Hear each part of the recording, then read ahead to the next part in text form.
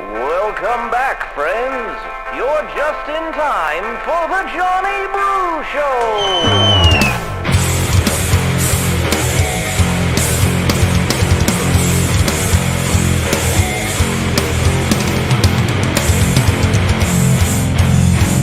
What's going on, everybody? This is John Brookhagen, host of the Johnny Brew Show, and I am here at the main event, Part 2A.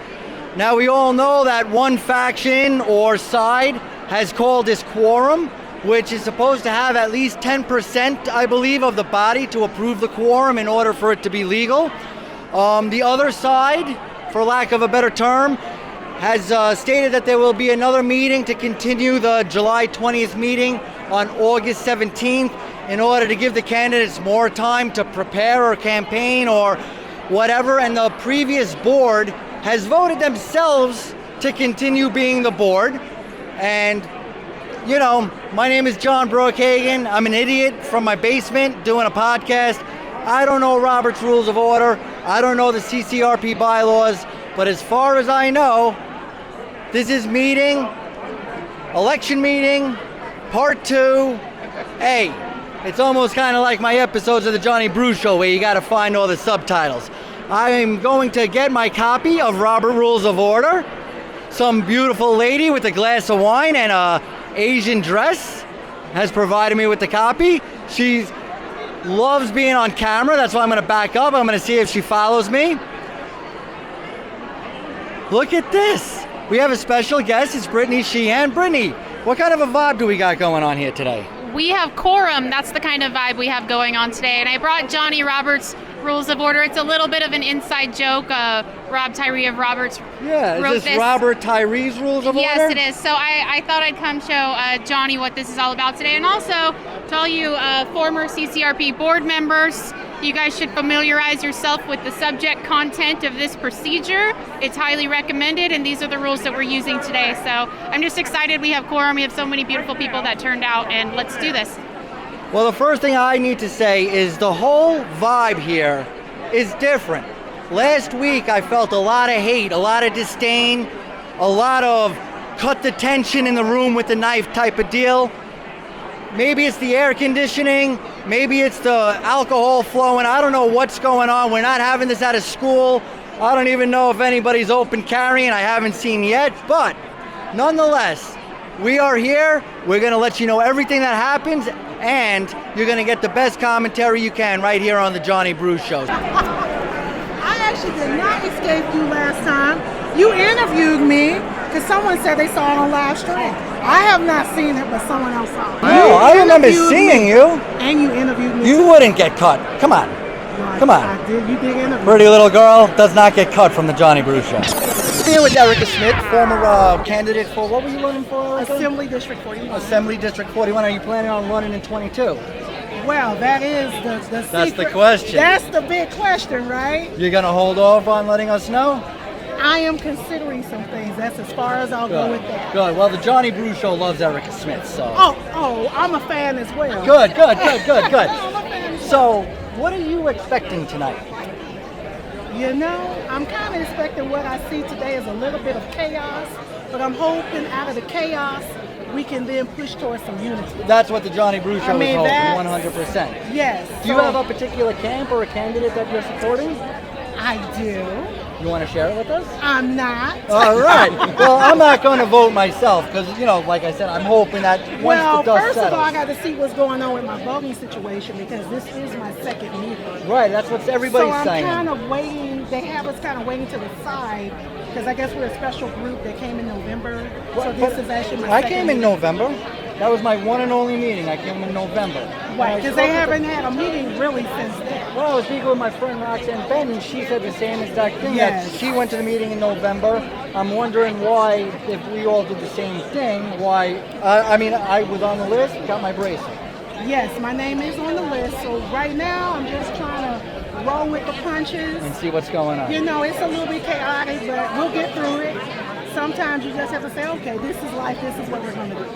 I wish more people had your attitude, because some people are freaking out. You seem to be cool, calm, and collected. You know what? You have to stay cool in this. That's why I'm a political candidate. And that's why she should be That's because I know how to stay cool when it's tough. All right, guys, so I'm here with Erica Smith. Erica, what did you run for last time? You ran for Assembly? Nevada Assembly District 41. And are you planning on running in 2022?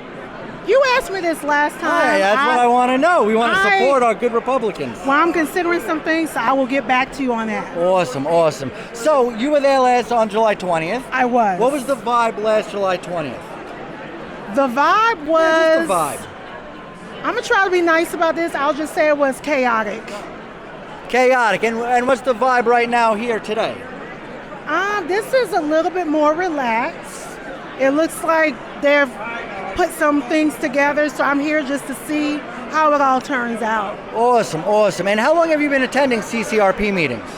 Since November of last year. Oh, just like me, same thing. Exactly. Awesome, So awesome. we're all on the same Awesome. page. Were you on the list or did you have to get a special resolution? I'm actually on the list, but I received this. They said they'll be voting me in today, and then I'll get a different type of badge. So I'm just here to see what's going on. I think I'm ready for some unity, some peace, and some nonviolence. Your lips to God's ears. Exactly. Thanks so much, Erica. Oh my gosh, look who it is. It's Robert Tyree of Robert Tyree's Rules of Order. Welcome. How are you, John? Very, very good. First of all, we talked to you last time. You were instrumental in helping us understand a few things. Not so technical this time. What's the vibe? What are you feeling right now? Hey, I'm thrilled with the turnout. I'm glad that there's so many people that are interested in getting the county party moving forward, want to help, want to be part of things. I think it's unfortunate that parts and pieces of the prior administration didn't want this. They wanted to keep it small so that they could control it, but that's not how we win. And then if we're going to get more technical, let's consider they declared the meeting part 2 would be on August 17th. Obviously, other people, more than 10%, I believe, of the body said we were going to continue the meeting in quorum. Can you just explain to everybody a little bit about the technicalities of what's going on and how to decide what is legit? Yeah, absolutely. So when we left the meeting last Tuesday, the meeting was recessed. Right, That means not adjourned. It was not adjourned. The meeting was recessed. What that means is that the meeting has actually been running for the entire week. It has still been in session, it's just been in recess. Now, a quorum of the membership has the ability to act as any officer. What is a quorum? So Greater than 10%? For our party, in our bylaws, that's 10% of the membership. So 51 people.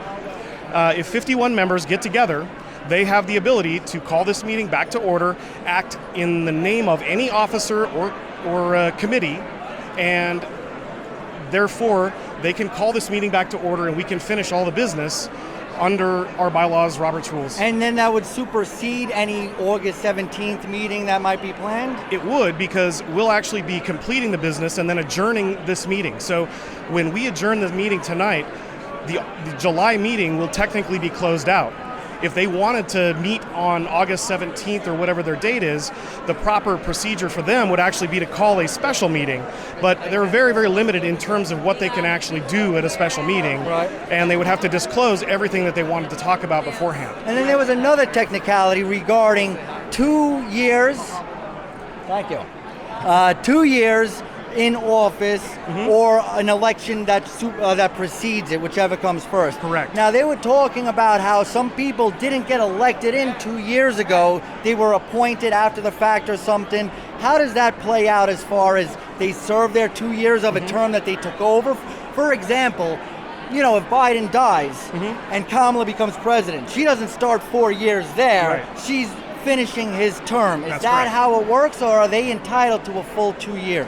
They're not entitled to a full 2 years. So the office is exactly that. It's an office, and it doesn't apply to a specific person that was elected to it.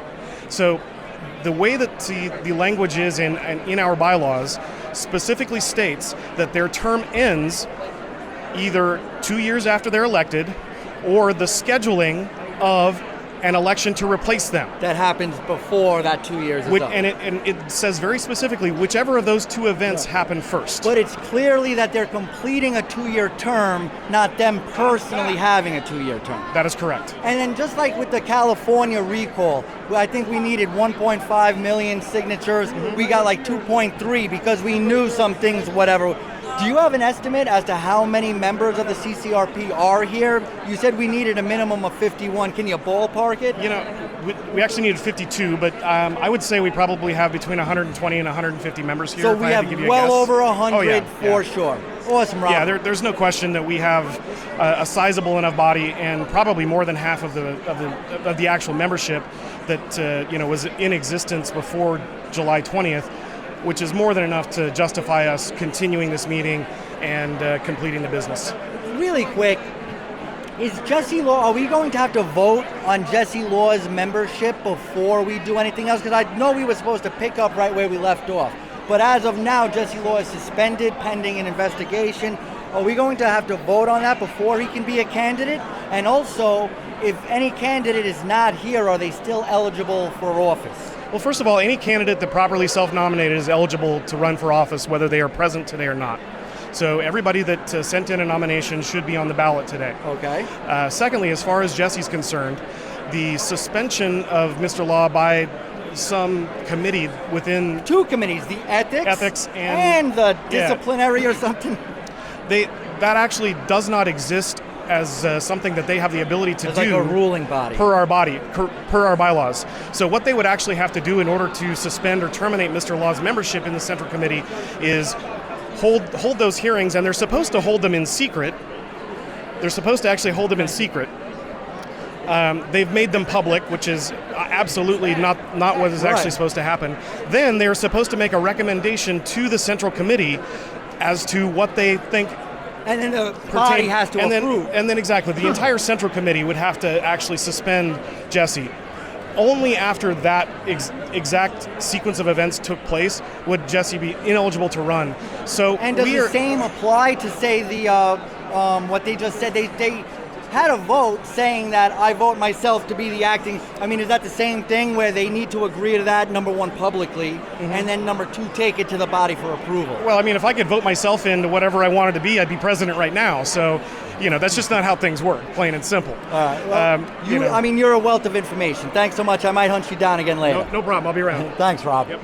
That's Rob Tyree from Rob Tyree's Rules of Order. Hey guys, so I'm here with Joe McDonald. Many of you may know her from Facebook. She lives up north, but she comes visits us from time to time. And I live here. You live in Vegas? Yes. I'm new to this.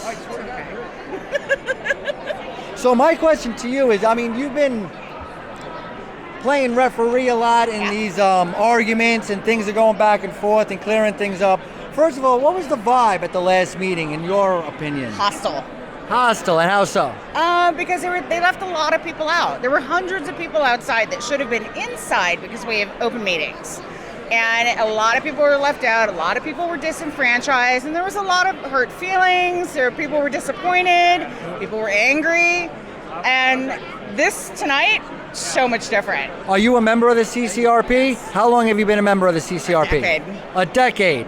And has it always been like this? No. So what is the vibe tonight, and can you contrast it? It's electric. Everybody's so happy to be here. Everybody's excited. Everybody's happy. Everybody wants to move on. They want to move on from what has happened over the last 4 years under the terror reign of Dave Sajak. Right, and I mean, there's a ton of people here. I know there's a lot of people missing. I don't see Carrie Ann or Byron. I don't see a couple of other people, including the entire former board, or they elected themselves back into board. We went into those details with Rob. He tried to clear some of it up with us. But a lot of people here and a lot of enthusiasm. I mean, I believe there's a lot of people who aren't part of the whole back and forth. Right. They just want to be Republicans and help us win. So we're going into 2022. This is one of the most important cycles that we have to come to, because we have to take back Nevada, right? Like the most important midterm ever? Right, exactly. So Clark and Washoe are both blue. 15 other counties are blood red. So we, in Clark County and in Washoe County, we have to take responsibility for our state.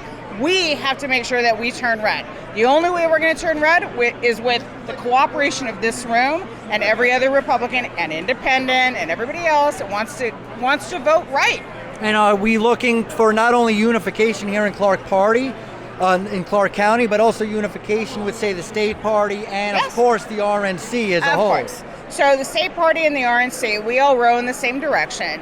Clark County chose last cycle to use I-360. Now, for your viewers who don't know what I-360 is, I-360 is owned by the Koch brothers, and the information that's gathered by them, you go door to door, you do voter identification, you do surveys, what have you. All of that information, it doesn't flow back to the RNC. It flows into their, into their bucket. Right. So that database is sold to Democrats. So you're helping Democrats get elected. And you're referring to Richard McLean and the data. And if any of you who aren't sure, you could always find the interview with Richard McLean on the season finale of season 1 on the Johnny Bruce Show. Always selling, Joe. Sorry. Of course. Thanks so much for joining us, Thanks and so have much. a wonderful time. You as well. Hey guys, I'm here with Bill Carnes. He was gracious enough to join us and chair this meeting because we wanted to do everything on the up and up as much as possible. First of all, what did you hear about leading up to this meeting? Whatever was in the news, essentially. I got some calls from Rob Tyree, basically about the idea of reconvening the recess meeting, and would I entertain the idea of stepping in as chairman pro tem to get through the elections. And did you do a little bit of research before accepting that to make sure that you weren't doing something that would be against the bylaws or would be against Rob's rules of order? As a matter of fact, it's funny, I have a copy of all the bylaws in here, and then I have a copy of all the standing rules concerning elections. So I've gone through all of that. So and you I did was your up to speed. homework. Oh, 'Cause, yeah. I mean, your name is on this. Obviously, it's got to be the right way. Otherwise, it doesn't look good for you or the CCRP. Yeah, I wasn't going to step into a hornet's nest here. Awesome, I and mean, then- I was absolutely happy to come in here. If there's going to be some sort of contention going on, sure, I deal with that all the time. But I didn't want to come into an absolute hornet's nest. Right. And then, what's your overview of how the meeting went? And does reaction people were giving you, thanking you, so on and so forth? I don't think it could have gone any smoother. Actually, it was kind of boring when it came to, I was hoping for Aren't they supposed a to be little, boring? They're supposed to be, but there's always fireworks at these Clark County meetings. Now, I haven't been to one of the, pardon me, one of the Clark meetings in several years, about 5 or 6 years. And there's always been contention. So I expected some. But yeah, it went really smooth. We ended early, and now the Nye County contingents, we're going to go grab some dinner. Awesome. Well, thanks so much for coming down and talking to the Johnny Bruce Thanks, Show. John. Appreciate it, Bill. Appreciate it. I'm here with Brent Marsden. First of all, Brent, were you at the July 20th meeting? Yes, I was. And can you describe the vibe in a sentence or two? Well, I could describe it in a certain vulgar way, but I won't. It was a mess. Thanks for keeping it clean on the Johnny Bruce Show. And what about the vibe tonight so far? This, to me, is what I would consider a Republican event. Everybody's happy. Everybody is engaged. A lot of discussion going on. No yelling and screaming and disagreements. This is what I expect. And what are you looking forward to? I'm looking forward to a clean election of trustees for the CCRCC and us moving along with business and getting Republicans, frankly, elected in Clark County and in the entire state of Nevada. And why is it important to get Republicans elected in the state of Nevada? Well, as I think you've already seen with our illustrious Governor Sisolak right now, that we tend to have a dictator in charge of this state who is power hungry and is all for keeping people under his thumb. It's time for we the people to take the government back and make the government work for us and not the other way around. So I'm here with John Brookhagen, my beautiful baby boy. This is your first CCRP meeting. What do you think? You've been taking pictures, meeting some people. What's the vibe for you? It's pretty nice. A lot of nice people out here. They're really friendly, and everyone's happy to be here. And it seems really, really good place to be. I've been telling you a lot about the drama and mudslinging and all the fights that have been going on. So is this what you expected? I'm not seeing really a lot of that you were talking about. I heard some people talking about it from the past meetings, so I do hear that, but I haven't heard anything like that going on here. Lots of nice people? Yes. Awesome. Vicki Adlisman, I'm the owner of Gladstone Industries. welcome. What does Gladstone Industries do? We do architectural metals, lighting, like you see up there, commissioned works of art. So Beautiful. Kind of cool stuff. And guys, as we're always saying on the Johnny Bruce Show, as well as robslist.org, we are not into boycotting, but we are into supporting others who hold our values. So very, very good. Are you a regular with the Clark County Republican Party? I am not. Is this your first meeting? This is my first meeting. First ever? Yeah. Not even last week? No. All right, I great. missed that one. Great. Well, tell me, you're seeing the forest for the trees, your brand new eyes. How do you feel? What's your vibe? What do you read on people? Just give me your general impressions.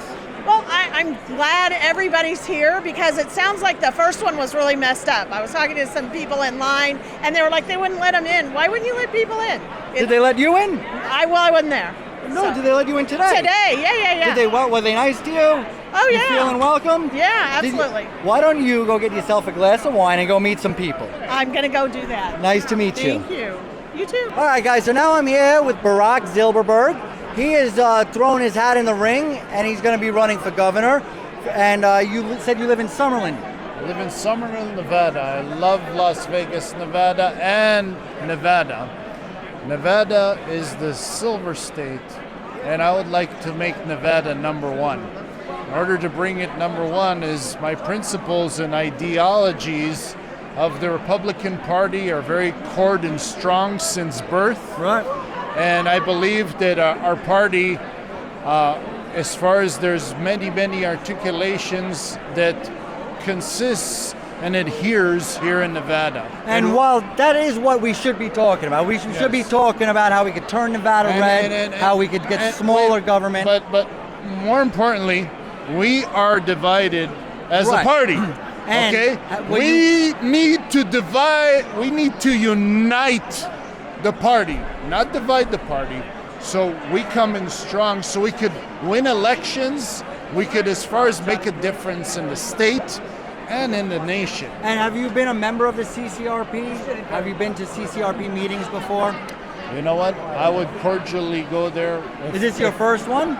Yes. Oh, welcome. And what do you feel about the vibe? I mean, I've been to a couple of meetings. Some of these people have been to hundreds of meetings. You, as a first-time guest of the CCRP, what's the vibe? What do you think about all these Republicans? I mean, just what kind of a feel do you got right now? I think people here are with integrity and honor. I believe people here have fought for our nation, and I highly respect the people here. Good. And I love the people. And as we get closer to the election, we're going to want to learn a lot more about you, Barack. All right? Thank you so much for joining us, all right? It's a pleasure. It's a pleasure as you as well. Thanks Yes. again. Love you. Take care. I'm here with Paul and Lorena. Welcome. Thank you. Oh, first of all, is this your first CCRP meeting?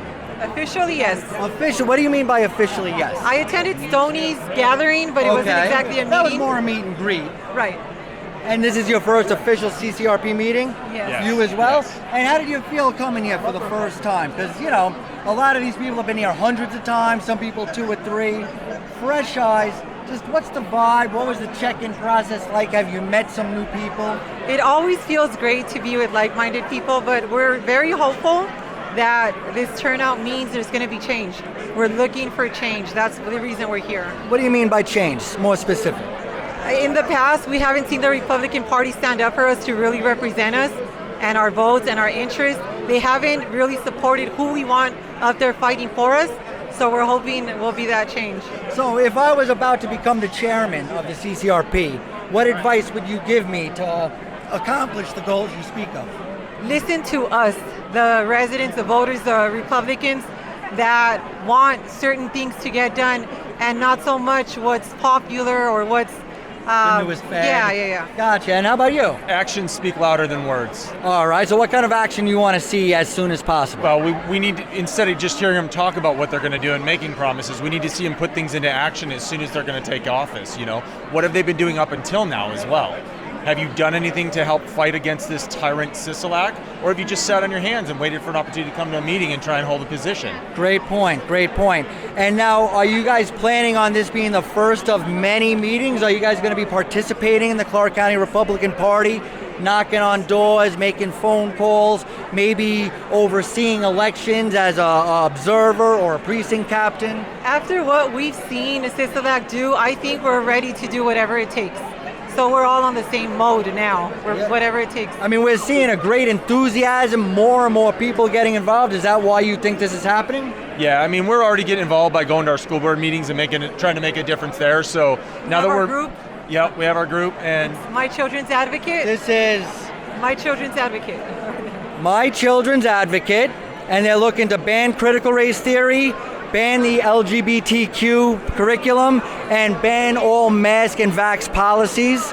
We'll be getting that information out to you guys. That sounds great. Is there a Facebook group or a website? Both. Go ahead. There's My Children's Advocate on Facebook, mychildren'sadvocate.com. We're also on Telegram at My Children's Advocate. Beautiful. Well, that sounds like a great thing to be pushing, so I appreciate your efforts. Nice to meet you guys. And welcome. Last name is Hall, H-A-L-L. Not to be confused with H-E-L-L, that's my ex-wife. I'm just kidding. No, I'm not. All right, I'm here with Burke. Burke, first of all, tell me, were you at the July 20th meeting? Yes, I was. All right, and in a sentence, what was the vibe at that meeting? Top-down, confiscatory, deep state government. All right, and what's the vibe you're getting tonight? Totally the opposite. Everybody here seems to be kind of flowing. Everything's good. You know, it was just 9 pounds of stupidity that was going on in that meeting.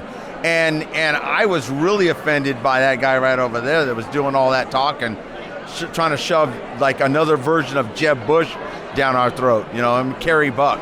Like we needed that. You know what I mean? That was the meeting I got called a Proud Boy, and I got called a bigot and a racist. If according to critical race theory, you couldn't be a racist. Only white people can be racist. I don't know, because I'm more white than most white people are, I guess. Because I grew up in Malibu and I surf and listen to Van Halen. So that makes me whiter than most white people are, you know what I mean? Go I mean, hopefully we can get past this conversation in 4 more years when we get some conservatives in office. Well, no, we're going to be having the conversation again in 4 years because Black lives only matter once every 4 years. Well, as a matter of fact, you remember Kamala Harris in October or so said... Kamala Harris, yes. And she said that the riots would continue on Election Day, after Election Day, and they should. But then they stopped after Election Day. You know, this is the thing about Kamala Harris that makes her so dangerous, is the health situation of Joe Biden. Indeed. We don't want to end up with that nasty goat-smelling heifer. Trust and believe me. Thanks for watching your mouth. Yeah. That was close. You're towing the line there. Yeah, I'm just right there on the border, brother. Thanks, Burke. I'll talk to you soon. You betcha. What's going on, guys? I'm here with Vernon and his good-looking better half, his son, David Brooks. Vernon, I mean, I see you standing up. You're watching everything going down. What's the vibe here today? Oh, it's fantastic. There's so much energy in this crowd. Everyone's happy to be here. Not a single person was turned away like it should be. Awesome, and I know your son, he just turned 18. Have you been coming to the meetings for like 5 years as an observer? Every day. And how do you feel about politics? You're an 18-year-old, my 17-year-old son was here a little earlier. Just give me a feel from a young perspective. It's still new to me, of course. I'm learning every day, like, of who I like, who I don't. And it's all around fun, you know? And what's your favorite thing that happened today? Getting stuff done, I think it was. Are there any particular candidates that you like, that what they said, or anything you have to say about somebody you might have met? I really like Jesse. He looks to be a very good candidate, and I really hope he wins. Awesome. So Vernon, where are we going to go from here? I think we're going to go on to do well in 2022. I think we've got the energy here of a county party that is going to get people excited, get people out, boots on the ground in the precincts. I think we've got what it takes to make 2022 go our way. So you like the enthusiasm and the numbers? Oh, absolutely. I was, I've been playing the Sergeant at Arms role tonight with my son and a few others. Just kind of keeping things orderly, and I find that in that role it also kind of gives me an opportunity to be the hype man for the crowd, which is a lot of fun. Everybody's ecstatic to be here, even if they're guests, even if they can't vote. Hell, I think the guests are actually more excited to be here because we didn't lock them outside in the heat. Right. Well, it's one thing to not have voting rights. It's another thing to be locked out. Exactly. Awesome. Thanks, Vernon. Absolutely. What's going on, guys? I'm here with Tony Lane, who you may remember from a couple of weeks ago. We had a great sit-down interview. Tony, I saw you at the July 20th meeting. I saw you at tonight's meeting. Can you just tell me about the contrasting vibes between the two dates? Well, last meeting we came out, I didn't know what to expect. It was one of my first meetings. I wanted to come out and support everybody. There's a lot of my constituents out here. They said, Tony, we want to see you out here. That's why I came out here. Not to get involved in the mudslinging. not to get involved in the mudslinging because I don't know what's going on too much. I understand a little bit, but I want to support everyone and hopefully get to the end result. And that's sound like the Johnny unity. Bruce Show. We need unity in our That's why we get party. along so well. That's why we do get along so well. All right, and so tell me about the contrast between the two meetings. Well, this date is a lot different, for example, because it's a better facility, more stable environment. They're letting everybody in. So the temperament is a lot better with the fans and with the crowd going on. So I'm happy that this looks like this so far, and hopefully we can get through to get some results. Cool, and have you been able to meet some new people and stuff like that? Tell me about, your moonlighting over here. Yes, I'm definitely able to meet new people. Anytime I come to these events, I'm always interested in meeting new people. Like I said, we got plenty of constituents that are concerned that come out, and also leaders that are in the community that I never had a chance to meet, and I'm very excited to meet them as well so they can hear my story. Awesome. And it's CD4? CD4. That's Tony Lane. He's going to be a Republican candidate for Congress in Nevada, Congressional District 4. Thanks so much, Tony. Thank you, John. You're the man. Hey, guys, I'm here with Mindy Robinson. First of all, what are you running for? I am running for CD3. I haven't even decided which party, whether it's independent or GOP. I feel like a lot needs to be proved to me for obvious reasons. And is that why you're here today? Yeah, I'm a conservative. I'm an activist. I'm America first. I want my rights back, and I will do anything I need to do to get it. I pledge allegiance to the flag of the United States of America and to the republic for which it stands, one nation, under God, indivisible, with liberty and justice for all. Woo! God bless America! God bless America. We have a request for the national anthem. Jesse Law, how's your singing voice tonight?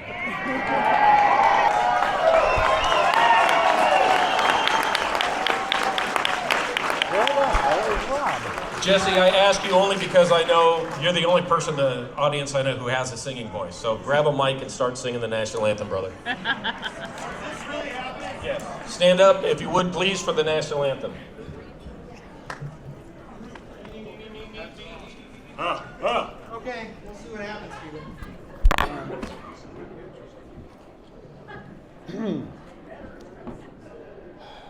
Really, people? Okay.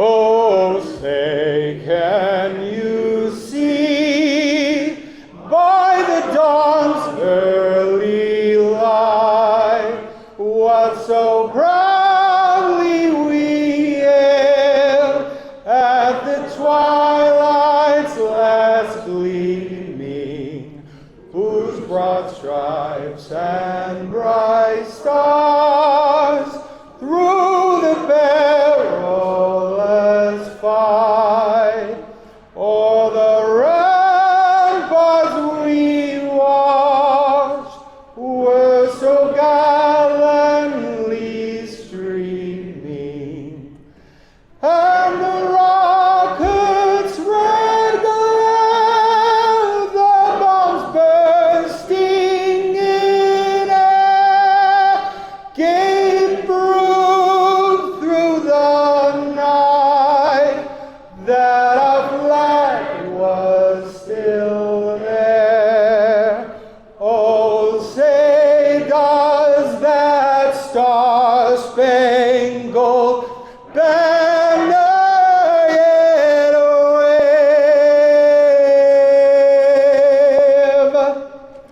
o'er the land of the free and the home of the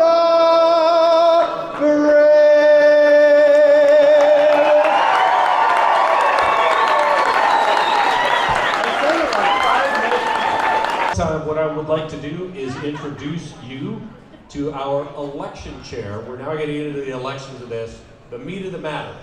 So, with that being said, I'd like to bring up Joe Brzezinski to the podium. He's going to explain the process, and then we're going to get into it, and we're going to start working through this.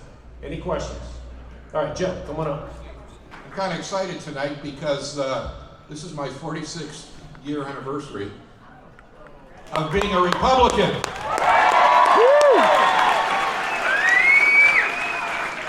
The person that got me started in Republican politics was someone you may recognize, named Ronald Reagan.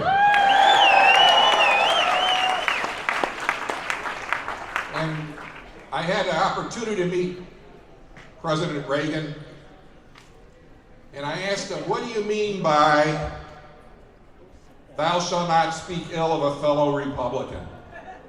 Oh, yes. And he said, it's fine to disagree on policies, but no personal attacks. Yes. So I'm hoping tonight, after our election, whoever is elected tonight, we will all stand united, and we have to defeat the Democrat, liberal, communist, socialists.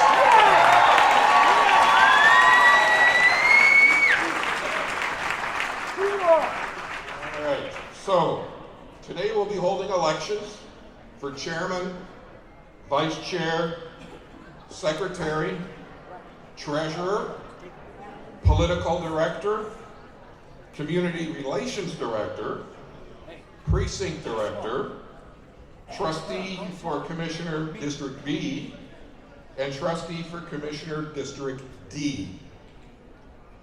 Although the elections for the NRCC members were originally scheduled, due to an error on the agenda, the positions were not properly enumerated, so we will hold these elections at the next regular meeting when they have been properly called. Each candidate will be allowed 2 minutes to speak. Okay. Voting will be at the back of the room. That's where you signed in tonight, where the credentialing was done. We have ushers to excuse a couple of rows at a time to vote to keep things orderly. Please wait for your turn to vote. And I would like to also just mention real quick that we have 2 elected Nye County officers tonight. We have County Commissioner Leo Blendo. There's Leo. And we have Nye County Treasurer John Perdant. Right in the back. Okay, so the first thing we're going to do is start with our candidate for chair. I'm going to invite each candidate up to speak. If a candidate isn't here and they have someone to speak in their place, they can take that position. So they go by alphabetical order. The first person on the list is Carrie Buck. Is Carrie here tonight? Is there anyone that's going to speak for Carrie tonight? No? Okay. Hold on, we got one. There's someone here? Okay, I'm sorry. Carrie Ann Buck is a sitting Nevada state senator, and she is endorsed by the outgoing CCRP. Thank you. All right. David Creek. Okay. David Creed is a previous football coach. He's a good patriot, and he was working with the Republican Party in Maricopa County, Arizona. Thank you very much.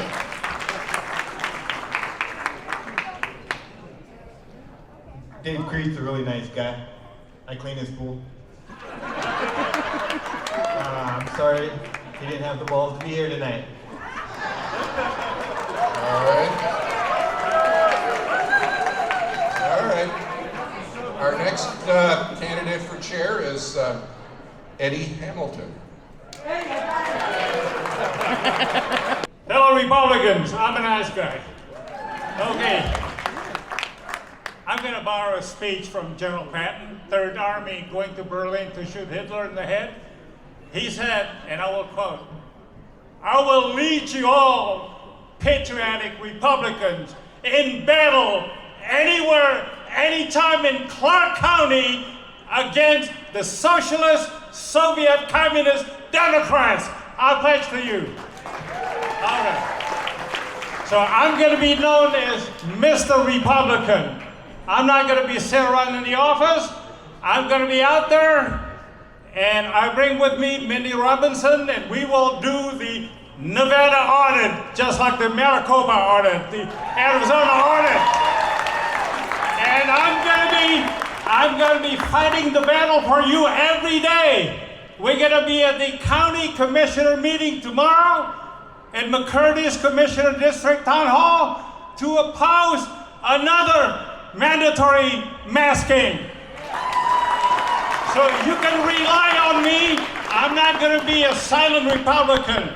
I'm not a namby-pamby or scaredy cat Republicans. I'm used to fighting. I'm gonna fight for you. And another thing is that you know that we are under Assembly Bill 321, mail order. I mean, not mail order, but mail-in ballot. We're gonna I'm gonna fight for signature verification.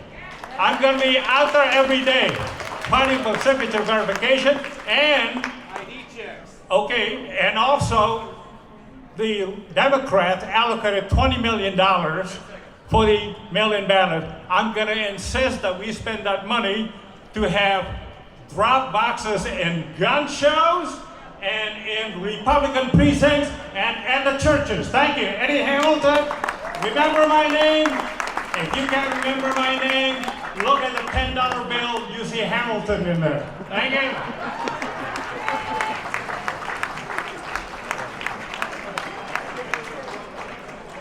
All right, our next candidate for chair, Jesse Law.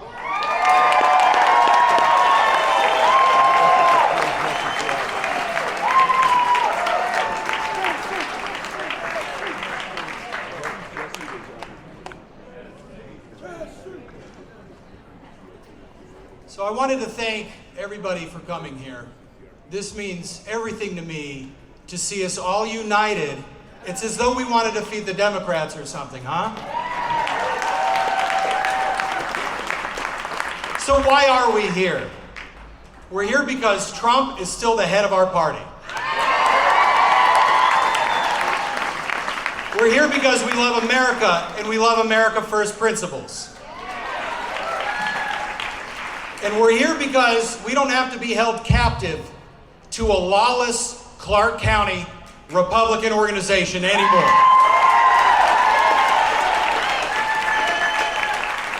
But we're here because we're uniting against the Democrats for 2022. We're here because we're going to make the Clark County Republican Party great again.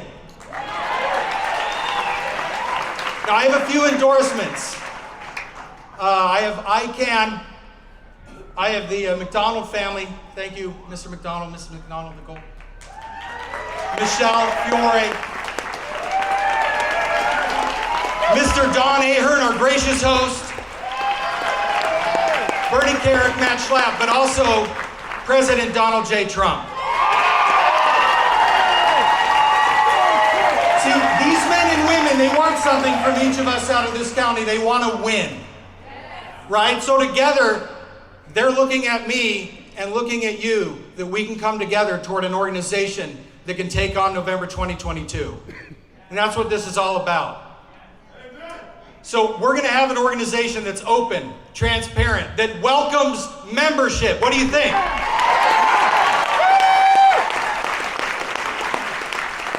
Now, he's going to give me the hook, but I want to say in the time that I've worked for the president back there in D.C. and the time that I've worked for the president here, has been the greatest honor that I've ever had. I want to work with each of you so that we can unite as one, because united, nothing is going to stop us.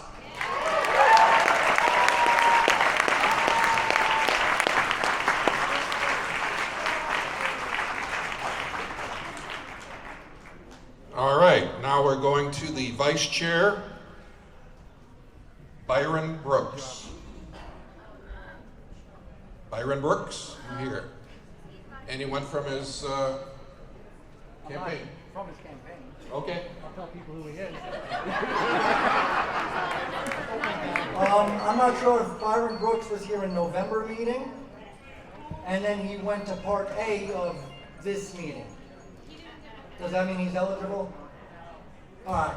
Byron Brooks is our current university regent, and he's a Republican, and he stands strong for against anti-Semitic type of talking. Thank you.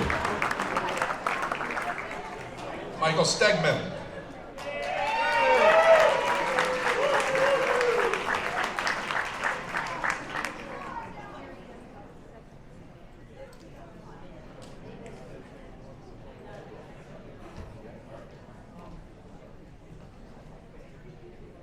Good evening, my fellow members of the Clark County Republican Central Committee, and welcome guests. My name is Mike Steigman. I am here as a candidate for vice chairman of our organization. I've been an active member of both the county and the state parties for over 10 years, and I know many of you.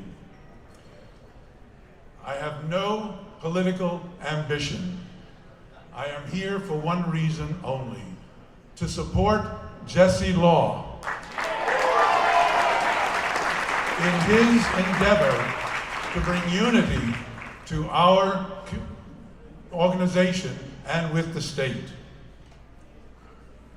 Ladies and gentlemen, we may have maybe two separate entities, the county and the state, but we are one organization, Nevada Republicans.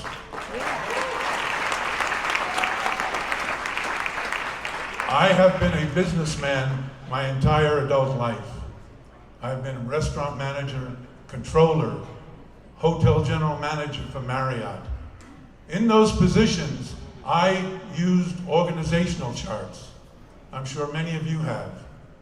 If we were a business, our organizational chart would show the state at the top and 17 dotted line responsibilities from the counties to the state.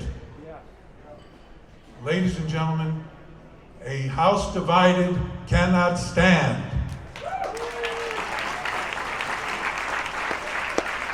Jesse Law has the desire, the ability, and the intention to work with the state to bring us success in 2022, 2024. I intend to work with him in that endeavor. Please vote the Victory 2022 slate.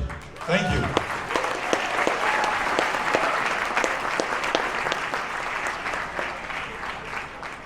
And our next candidate for vice chair, Stan Vaughn.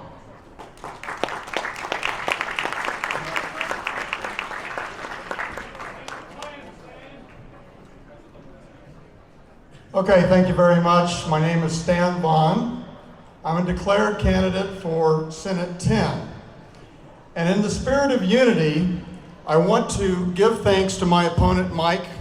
I like Mike, and I appreciate what he did today to try to bring integrity, whereas the outgoing county party has not been doing so. So I'm asking that let the chips fall where they may. Eddie has asked me to run as a running mate, and I accepted. But I think in this particular case, let the chips fall where they may, or the chair. But for vice chair, I'm throwing my support to my opponent, even though I spent $300 on buttons.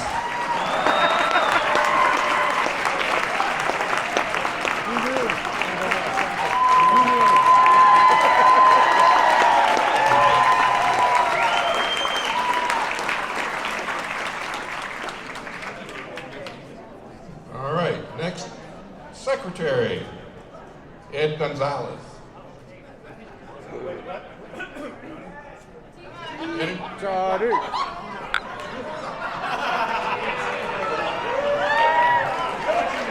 Ed Gonzalez is a current member was a member of the previous board, and he sent out emails to the CCRP. All right. Next is Sally Minster. There's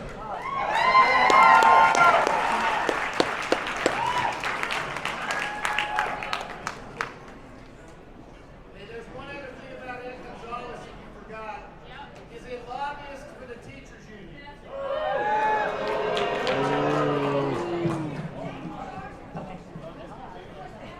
Folks, real quick, let's try to keep the outbursts to a minimum. That's kind of the whole keeping everything in line so we can move on. Thank you. Hi, everybody. Thank you guys for coming out. This is unbelievable. If I didn't meet you before, my name is Sally Minster. I'm running for the position of secretary, and I am a married mom of 6. I own a swimming pool business here in Las Vegas for 33 years. I'm a limited government, free market conservative. Woo! And believe in maximum freedom for all people. I believe in transparent, open executive board and uniting people to work together for a common goal, which is to elect Republicans. I've served on the board from District C for the past 12 years, on and off. I came in with the Tea Party, and I'm one of the first Tea Party organizers here in Las Vegas. I served as oversight co-chair, bylaws co-chair, ethics.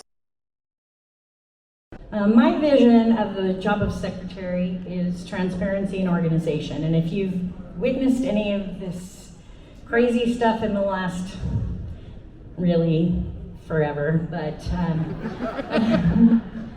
I am here to try, because I whine about it a lot, and I whined about it a lot when I was on the board. I want to fix it. I think we tried to do the best we could tonight, and I hope it was, we always want it to go smoother, but I hope it was a little bit better, and we had enough information that you'll come back, if you were not a voting member tonight, that you'll come back to our next meeting, and that we can get, this is what we're supposed to do. We're supposed to have a group like this, okay? We want people to join this party. We want activists. We want strong Republicans. We want people who want to help us elect Republicans. My opponent is not here tonight, but I can guarantee you that as secretary, I will not earn one dime or $3,000, which is what he earned last year being on the board. So I just wanted to let you know that if you contact me as I'm secretary, I will return your emails, I will return your calls. I'm there for you. I want to work to fix these roles so we can also go up to the state central committee and all our stuff jives. That's a main goal of mine. So I hope you vote for me. Thank you all. See you soon. Vote for Sal. Now we're going to nominate for the treasurer.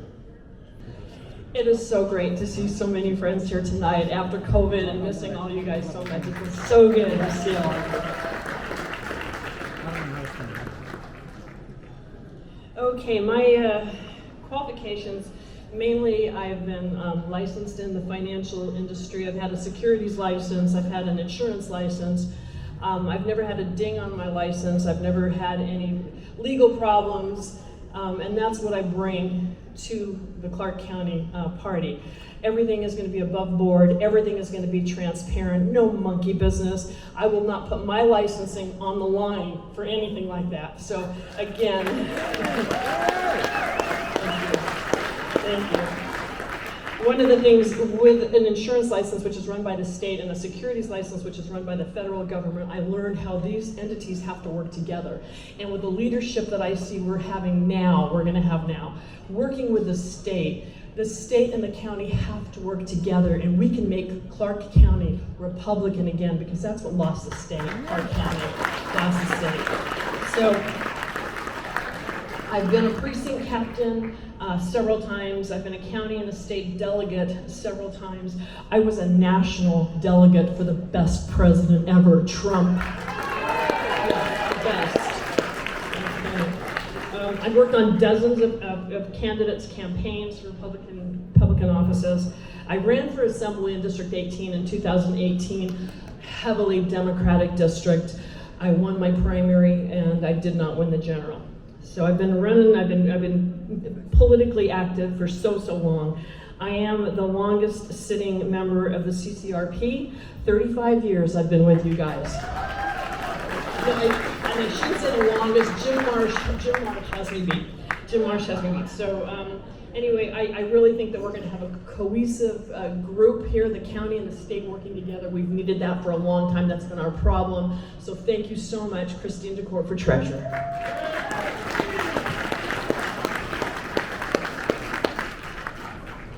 Okay, Bing Longet. Anyone speak for Bing? I don't know. He doesn't know. All right. One last chance, Bing? No? Okay. Political Director, Patrick Cassell.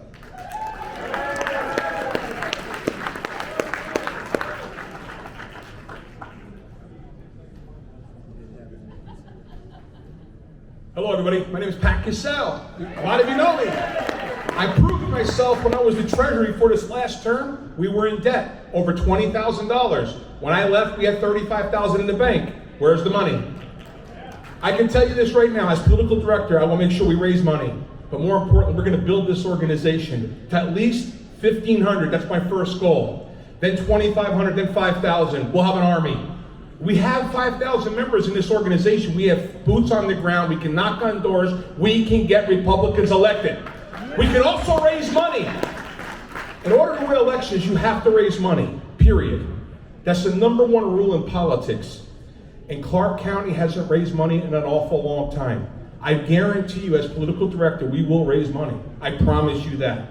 I will help the vice chair run these organizational meetings, and we'll have Lincoln Day dinners here, maybe at the South Point, maybe at the Italian American Club. We'll have meetings at all these. We will make money, and we will be all over Clark County. It's time to take back the county. I am an independent business owner. Under Donald Trump, my business went up 40%. This year, last year was a good year. Believe it or not, with COVID, my business went up 20%. I'm down 25% since this idiot's in office. We've got to win, and the only way we can win is that team. I coached baseball for 17 years in this county. And I got kids playing pro ball with the college and everything. And this is what I will tell you. The key to being a coach is not coaching the best players, because every player has to be successful. I don't care if it's the weakest link. The weakest link has to be a participant. And my goal is to make sure everybody in this room is part of a winning team. T-E-A-M, no I, us. We got to do this. Let's go. My name is Pat Cassell. I want your vote. Thank you.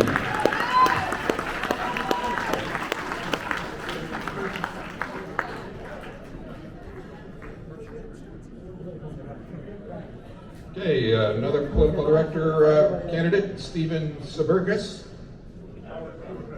Sauerkraut, I mispronounced his name, I apologize.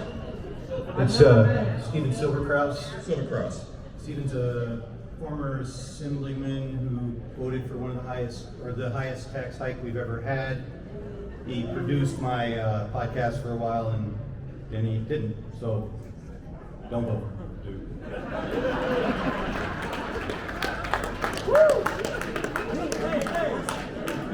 All right. Next is, we're up for Community Relations Director, Ken Renzinas. Not a member? Okay, nobody speaking for him? No, he didn't know, okay. Natalie Roach.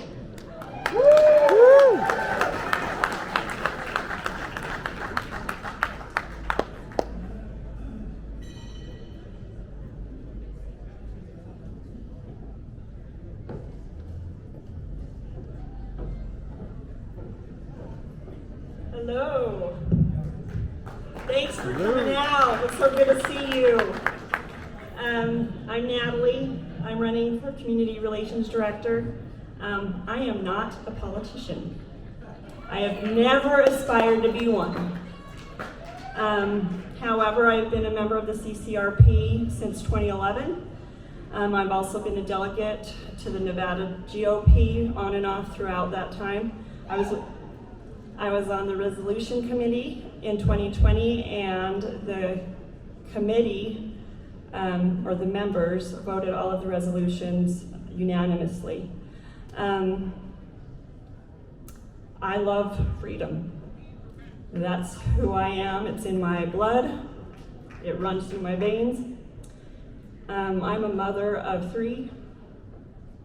One of them passed away this last December. He took his life. He lost his job because of the closure of. I am here to fight against that. We need to keep.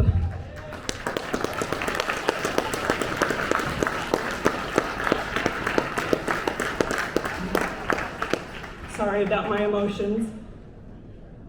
When Jesse asked me to run, my first thought was the party is a disaster. And I didn't know how this was going to come about, but look what we have done.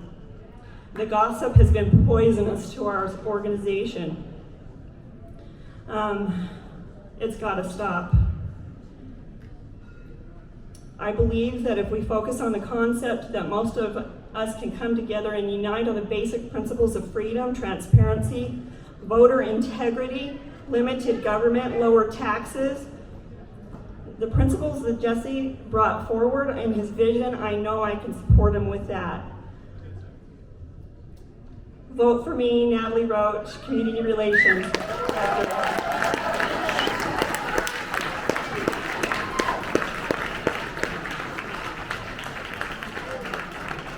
All right, candidates for Precinct Director, Steve Ish.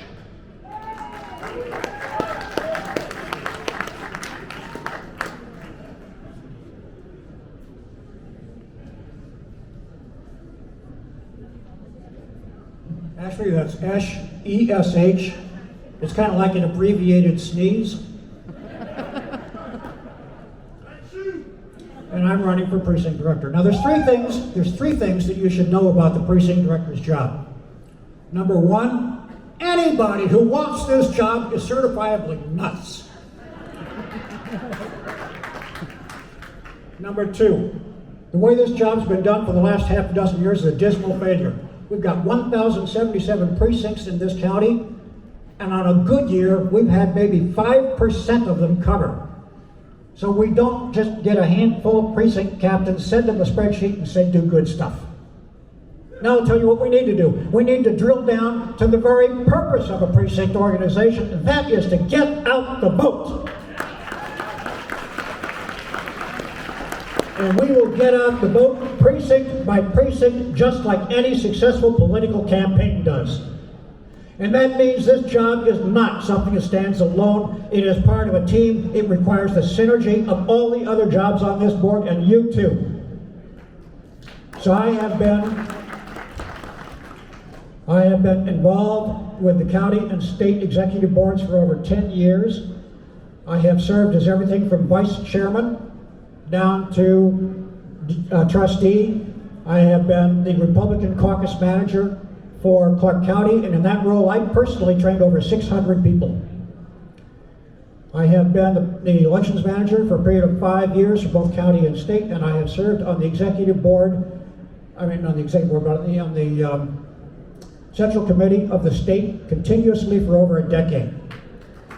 So that's where I'm coming from, and I think I'm just crazy enough to make this work. So vote for Steve Esch, the sneeze. Thank you. All right, Irish Stone. Anyone speak for her? No? Okay. We will move on to trustee for Commissioner B, Chris Dyer.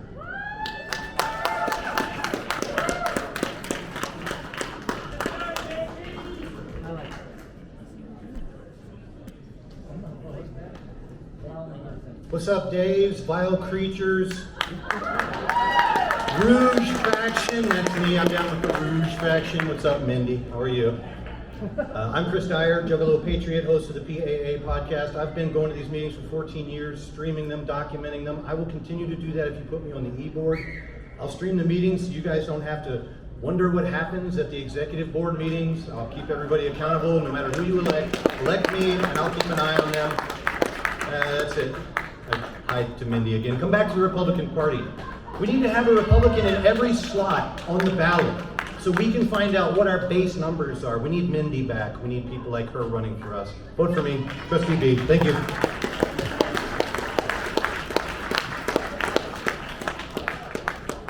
Tony Palmer. Great.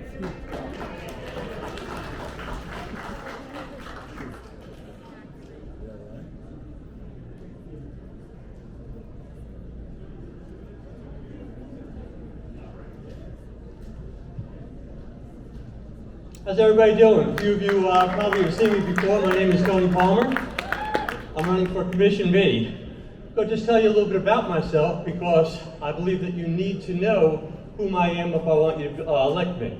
First of all, I'm married. I have 4 adult children and 4 grandchildren, which, by the way, I was just in Virginia Beach visiting my grandchildren. I have pictures if anybody wants to see them. I'll bore you to death. Okay? So anyway, I lived in Virginia Beach for 30 years. I was a police sergeant there.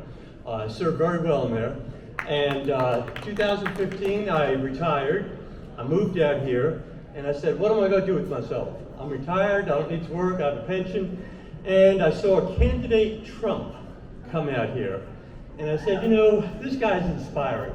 I'm going to volunteer for his campaign. And that's what I did. I volunteered for his campaign. Next thing you know, I joined the CCRP. I became a trustee with CCRP. I volunteered for Senate campaigns, House of Rep campaigns, working with all these people. I made the phone calls, knocked on the doors. With the CCRP, I was really involved. I did everything from trustee in G for 2 terms. I moved into Commission B, and that's why that's a vacant seat, and I'm running for that now. Let's see what else I did. I was a precinct chair at the precinct caucus a lot of years ago. I was actually precinct chair, I believe, for maybe 30 precincts.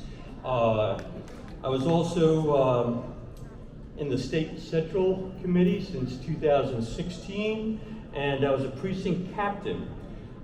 This last term, I actually ran for Assembly District 7. 70% Democrat district, I lost, but I did run for Assembly District 7. Okay. Currently, I'm the chairman of the Law Enforcement Loyalty PAC. I like to be active. That PAC basically, it takes people that are running for a political office, and we vet them to see if they would be good candidates that support police and veterans. And that's what I do. I try to stay active. Tony Palmer, running for Commission D.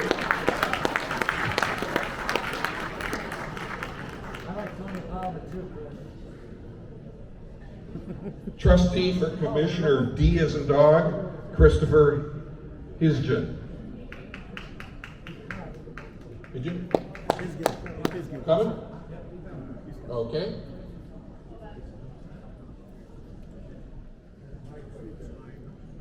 Rob Tyree, could you come up to the front, please? Right here, Chris. Right here. Good evening.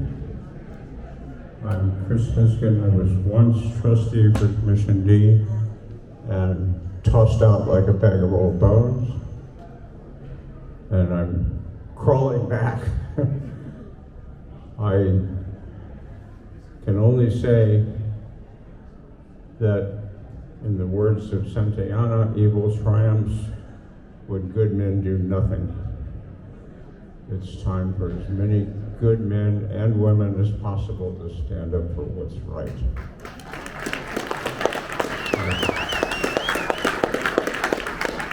And I fully intend to do that as trustee again for Commission District D. Contrary to their own bylaws, they refused to support my candidacy for Assembly 10, but I had better endorsers in the form of George Harris and others. Mr. Harris, I thank you for your support.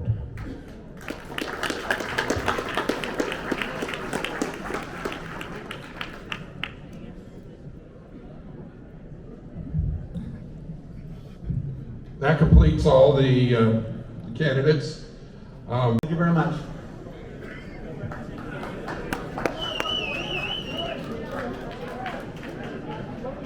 Let's do this. While we're on recess, George Harris would like to come up and say a few words. So, wherever George is, come right on up.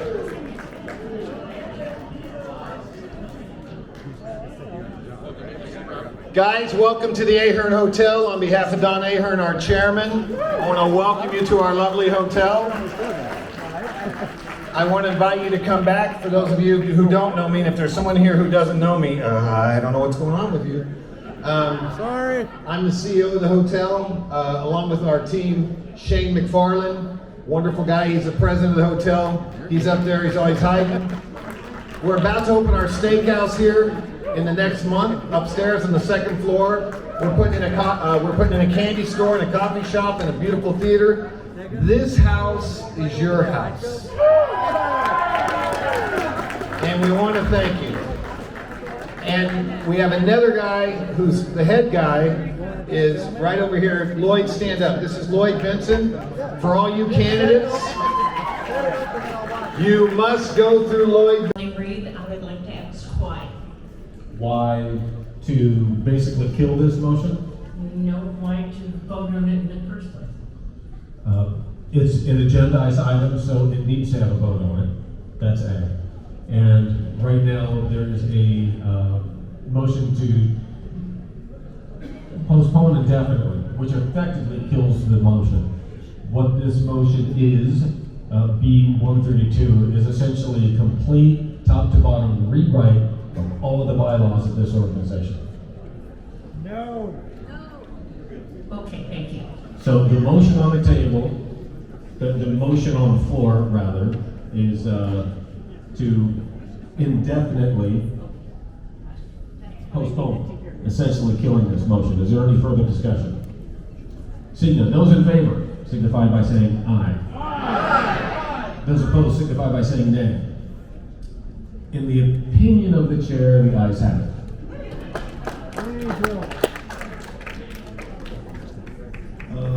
Let's see here. Next on here, we had moved this from earlier, and the next item of business, it's going to be new business because of section 6B was removed from the consent calendar earlier for separate consideration.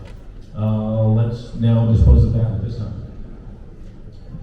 Mr. Chairman, Rob Tyree, Commission District G. I would move to postpone that indefinitely since we don't have the records to show that those people should be removed from the NRCC. Okay. Do I have a second? Second. Give me just one person shout out your name and commission district.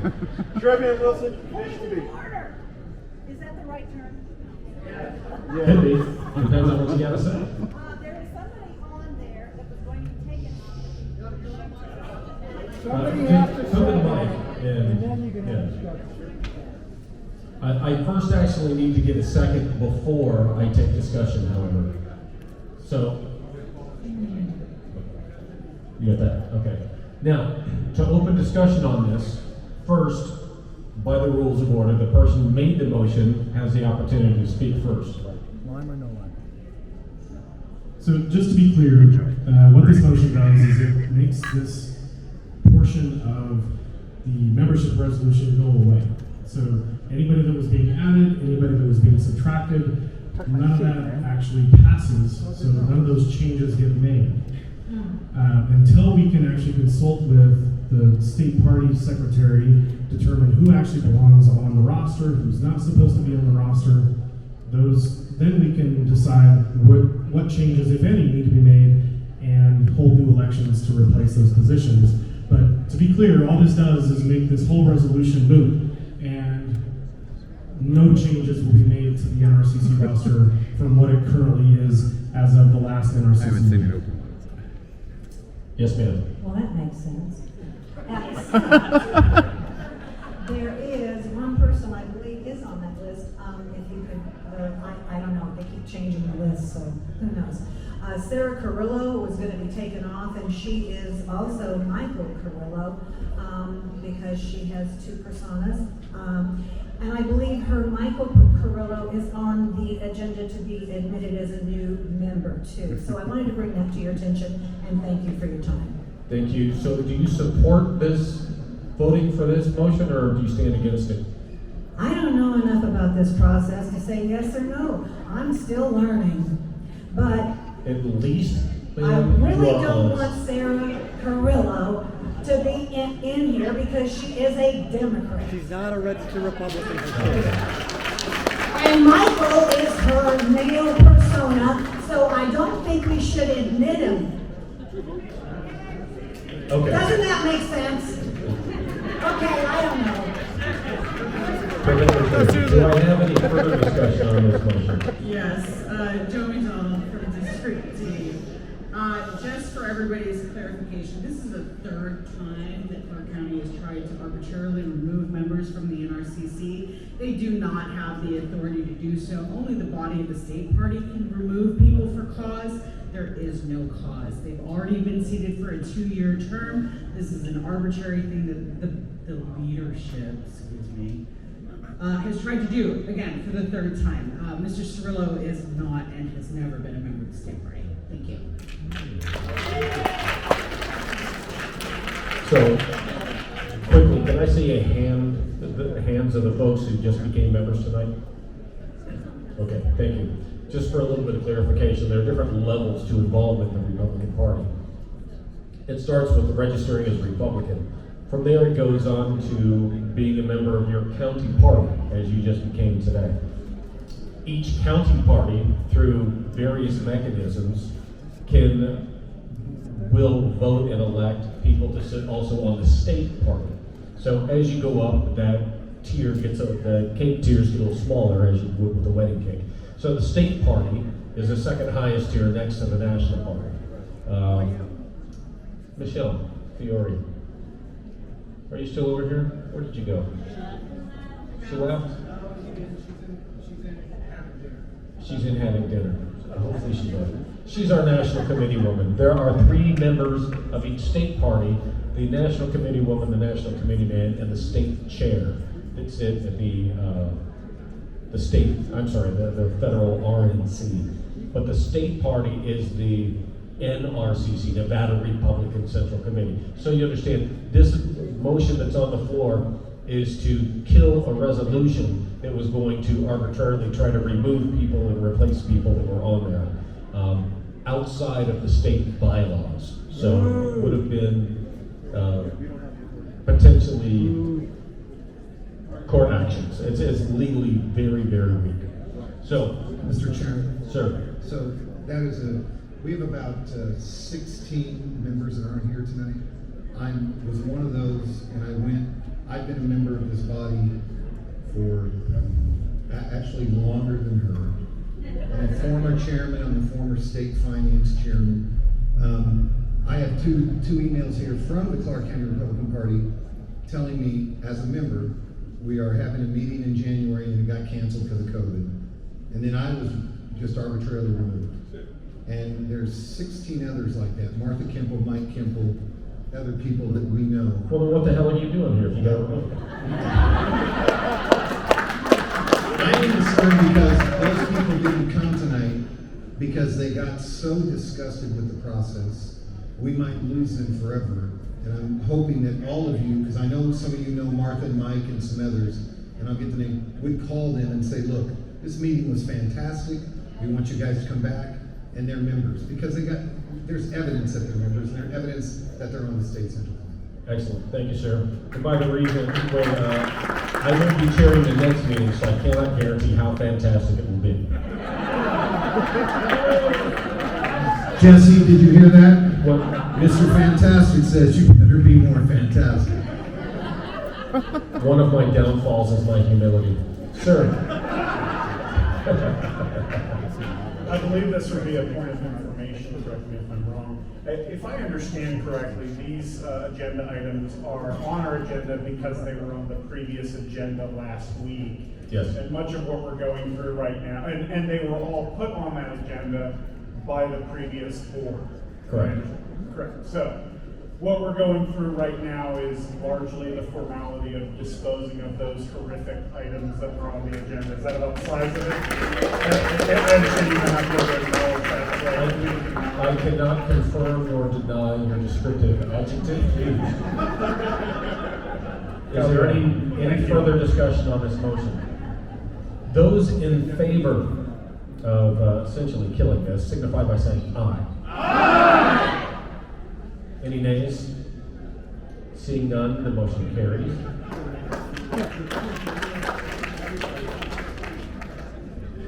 Oh my God, I'm on the last page of this.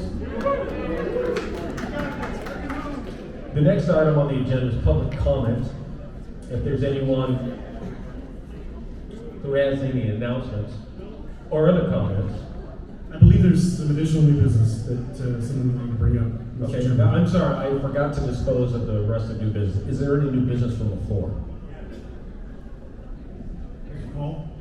From the microphone, please. Really quick point to make, as you know from... Stand by.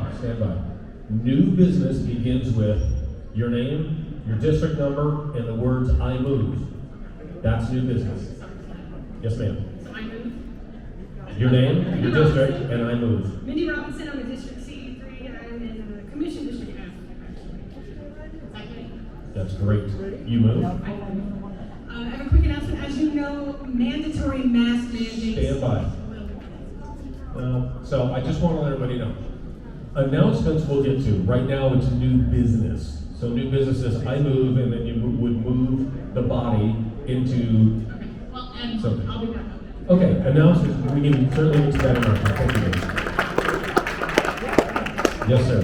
In Robert Call District G, I move that all bank accounts, financial records, emails, email accounts, webmaster and social media account information, legal records, membership records, and any other records and property of the CCRCC be immediately transferred to the new members so that the new leadership can begin the work of leading the CCRCC immediately. I further move that the new officers be granted the ability to look into and investigate all outstanding issues of litigation, audits, and financial or other legal proceedings so that the new officers can begin to work directly with governing authorities at the Federal Election Commission, Secretary of State, courts, and other authorities immediately. Sir, that is a very well thought out, lucid, and well placed motion. Thank you for making it the manner you did. Do I have a second? Steve S., you're seconding that? I'm sorry. Christine DeCourt, and what's your commission district? G. Do I have any discussion on this motion? Don't you dare put that away because I'm gonna need that. Give me that.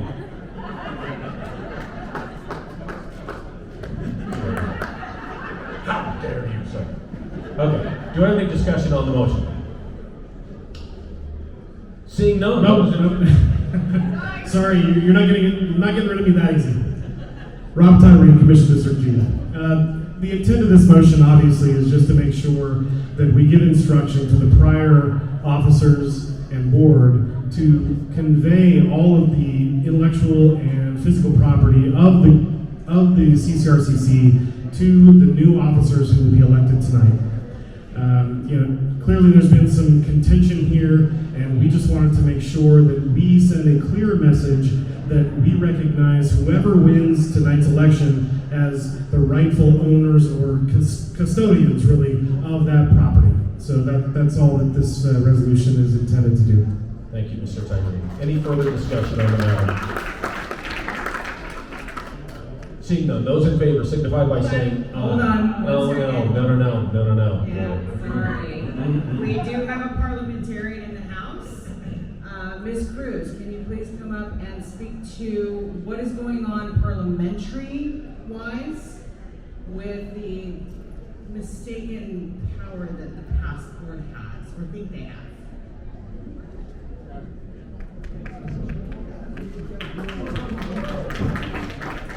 And the hornet's nest. Here we go.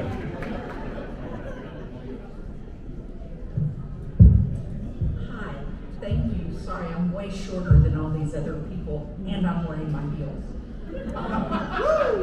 My name is Kate Cruz. I'm from Dallas, Texas, and it's important for you to know, right? Not only is Texas the greatest state,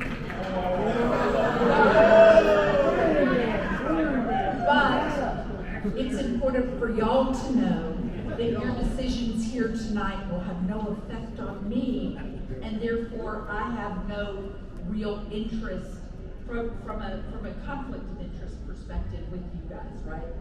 Parliamentarians are professional neutrals, and that's what I'm here to do. I'll also let you know that I hold the credentials of professional registered parliamentarian from the National Association of Parliamentarians, and I'm a certified, thank you, and this one's the big deal. Sorry, trying. And I am a certified professional parliamentarian teacher certified by the American Institute of Parliamentarians. So that's all that to say that I've been working with y'all for a few days now and had enjoyed that. May I ask the member to please state precisely the question that she would like answered?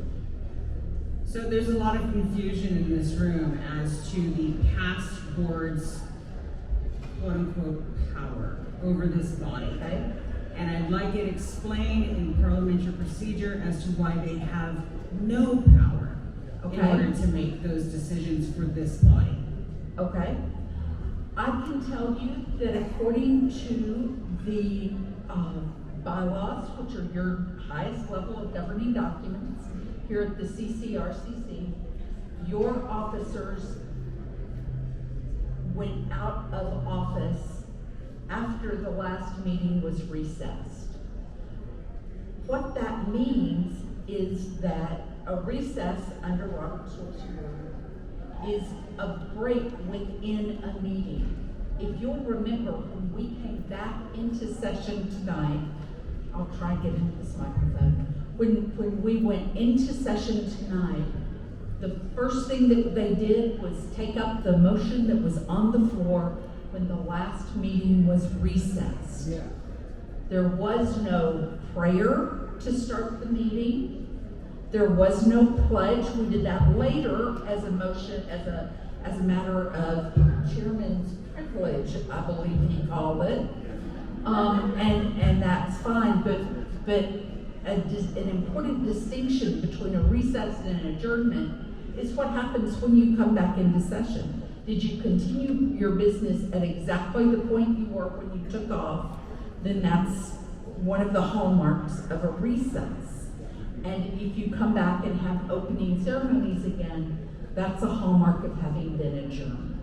This is clearly a continuation of the meeting originally begun on July 20th and recessed by a chair who then went out of office. So then the question is, who has the power to call you back into office or into meeting? And I've seen a number of emails from the e-board and those people who have the word acting before their titles that say that they have the right to call the meeting into order. However, according to your rules, the executive board only has power between meetings of the central committee. Now, you've been in recess. What did I just tell you about a recess? A recess is a break within a meeting. Your meeting has continued from the 20th until today and continues still. Therefore, no authority from the executive board could be in place because the executive board's authority is limited to action between meetings. You've never been between meetings. You've been in the same meeting since July the 20th.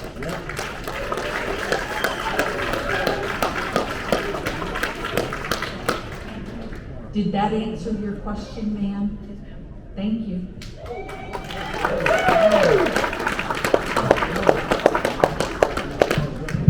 So put that in your pipe and smoke it. This is why they like me chairman of Nye County every now and again. There's a little bit of comedy relief.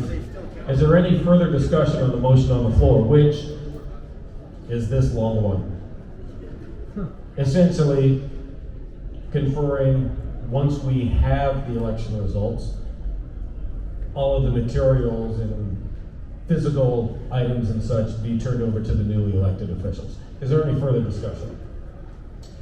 Those in favor of the motion on the floor, please signify by saying aye.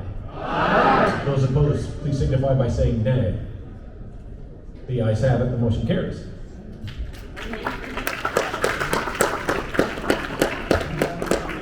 All right, I'll return this to you, evil sir. I say that because somebody would want me to say, can you please repeat the motion? 2 paragraphs? Okay, do I have any other new business from the floor? Hi, I'm not a member, but I've started a small organization called Up With Us. Stand by. That'll be public announcements. Oh, thanks. Thank you. See, Mindy, you're not the only one. Something. No, I get it. It's all good. Here's the thing, folks, just so you know, I like to chair a meeting in a very specific sort of order and try to keep it tight, because once it gets out of order, things go awry. And if you notice, I don't bring a gavel, I just try to do my job. Sir? Mr. Chairman, I'm not being, I love Mindy. Mindy can't speak.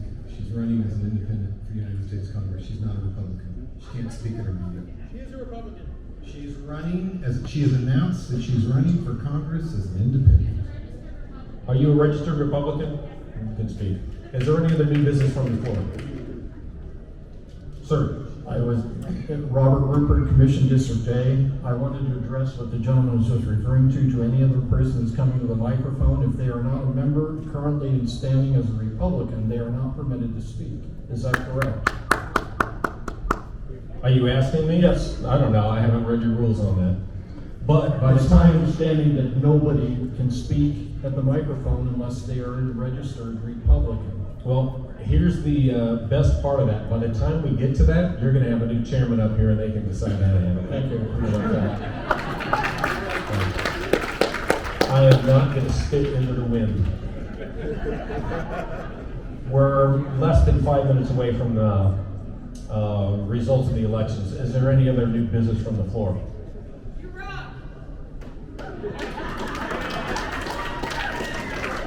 Those in favor, signify by saying aye. I appreciate it, thanks guys. See, this is what I get. This is what I get. Thanks, Joe. So how many of you in here are members of the State Central Committee? Wow, how many members do you get out of this body? We get 12. More than you can fill, that's for sure. I see those numbers. Do we know? Do we actually know an official number out of the county, like 212 or something? Yes, actually we do know. 186. Holy smokes. And how many do you have right now? Curiously, do we know? Kathy, do you know? I always go to the people I think have the answers, and Kathy's a go-to person. Thank you, Mr. Carnes, Kathy News Commission District F. I believe when we were up in Carson City in April for the Central Committee meeting, we filled our seats, so we do have a full roster. Of how many was the number again? 186 or 187? That's impressive. It always is, unless the meetings are here, and even there, you still got half proxies. Okay, good. So for those of you who are the new members here, I'm vamping a little bit. The lady in the back behind the teleprompter told me to do this. She's not actually back there, don't turn her. So, there you go. Thank you. Natalie's always got my back. Sometimes there's a barrel there, but. So, if you are a new member here and you have an interest in carrying on and doing things at the state meeting, that's where things are pretty fun. They can start to rock. We actually start getting the attention of things like governors and state representatives in the Assembly and the Senate with various resolutions and motions and such as that. If you have any questions about how it works, just ask Nye County, because we write a lot of those resolutions and bring them up. And there's been a lot of crazy stuff that we've gotten passed unanimously. So, not to toot our own horn, but I kind of like doing that. With that being said, Bruce, do you have any word for me on time? 7 minutes? No, we went from 10 to 5 to 7. Well, here's the thing. You know, we have the best team from over the hump doing this, okay? And we don't take this lightly, so we're checking them twice. Okay, sounds good. Okay, about 7 minutes. Okay. How long does it take for somebody to buy the chairman a beer and me to drink it? We will buy you a beer right now. And Mr. Chairman, if it's okay, can we all actually thank Mr. Kearns for coming all the way from Toronto, Nevada to chair this meeting and give this meeting credibility and to move Republicans forward. Thank you very much. Thank you. What kind of beer do you like, man? Much appreciated. And by the way, it's actually been one of these things I've had in the back of my head. Would I ever be nuts enough to stand up in front of the Clark County Central Committee and try to chair a meeting of those guys? And today answers the question. Wow. I want to I want to recognize there's been a couple of people who should have been recognized here earlier. I mentioned her name earlier, Michelle Fiore, City Councilwoman, National Committee woman, who was over here earlier as an elected official, as well as, basically everybody was here. Assemblyman Richard McCarthy. Where is he? I knew he was here somewhere. Hey, Dick! I saw him earlier. Richard McCarthy. He's over there. Assemblyman, thank you. Is there any other elected officials in the House? Assemblyman Glenn Levitt was here. He is. Good. Glenn, what is your district, by the way? If you're not mine, I'm not paying attention. That's just because I focus.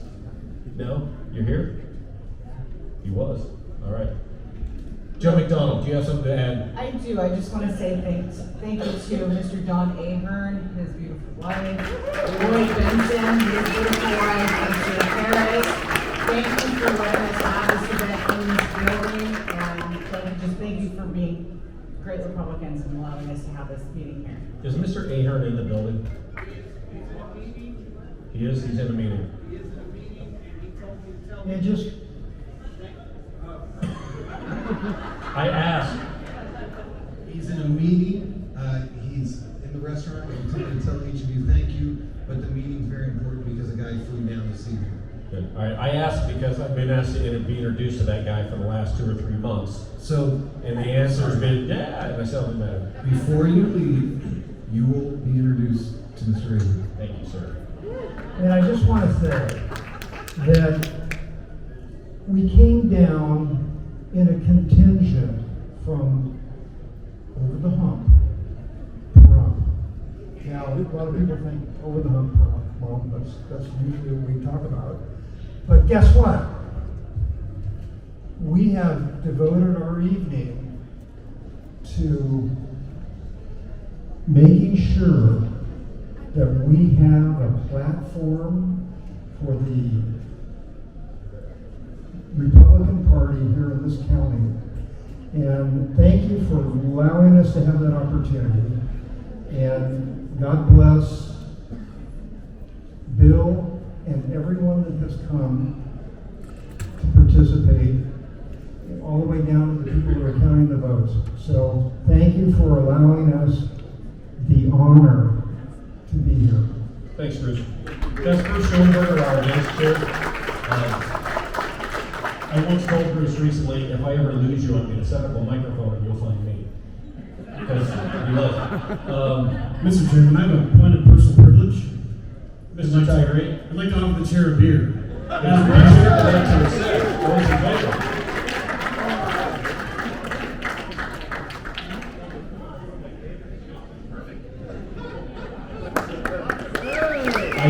I read all of the bylaws and pertinent rules last night, and there's nothing preventing me from doing I'm really sorry. Happy news. The chair recognizes you. Thank you, Mr. Carnes. Kathy News Commission, District F. Just a couple of things. One, I want to thank all of the people that came from Pahrump to help us out this evening. We really appreciate you guys getting the programs tonight to go out over here and help us so that we can make this show. Thank you, Kathy. Thank you very much. And I have to say, as the chair of the Nye-Kenner Party, I work for everybody who's there. So everybody's like, oh, thank Bill, and everybody else. It's thank everybody else, and then I come last. So I appreciate it. I know I'm going to accept on behalf of everybody else. I appreciate it.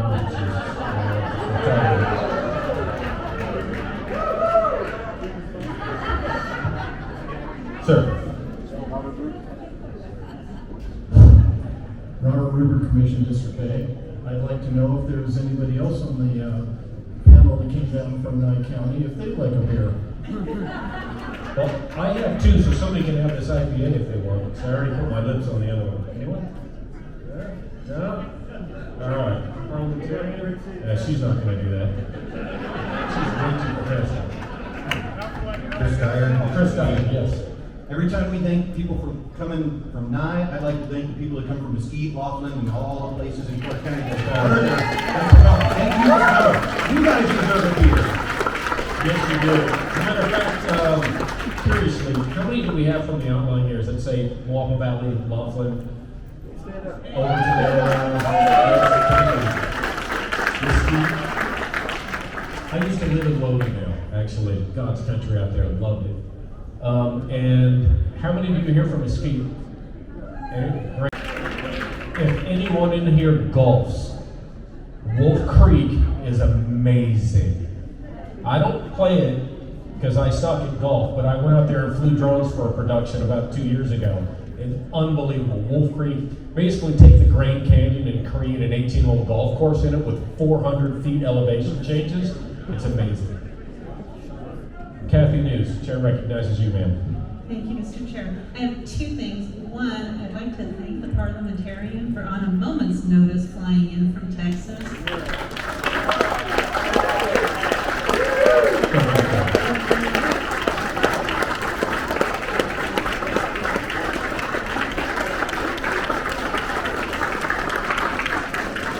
So, you know, during the recess, we were chatting a little bit. She says, I expected fireworks for this. It's actually a little boring. Thank God for that. Don't you dare. Get away from the mic. Mr. Chairman, we have, this is Dick, 5 more minutes. This is Dick MacArthur. He's old and he didn't hear us saying, hey, welcome, Dick. Am I supposed to say something to that? Everybody. He's one of our elected officials, ladies and gentlemen. I am 7 District 4. Thank you very much, I think. Thank you, sir. All right.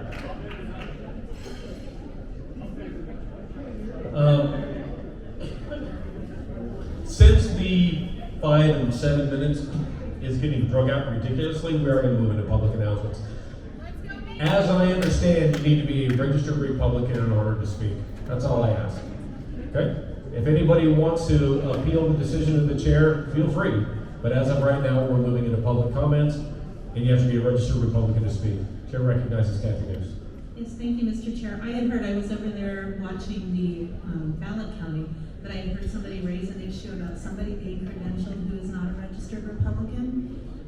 For those of you that are here this evening, we put all of this together in 4 days, and we created credentials and sign-in books off of what information we had of who the attendees were to the Clark County Convention a year ago. So please bear with us on the work that we did to put this meeting and credentialing books together. For the September meeting, we will have other records and we will be able to verify everybody who is their voter registration and who our actual membership is. Thank you.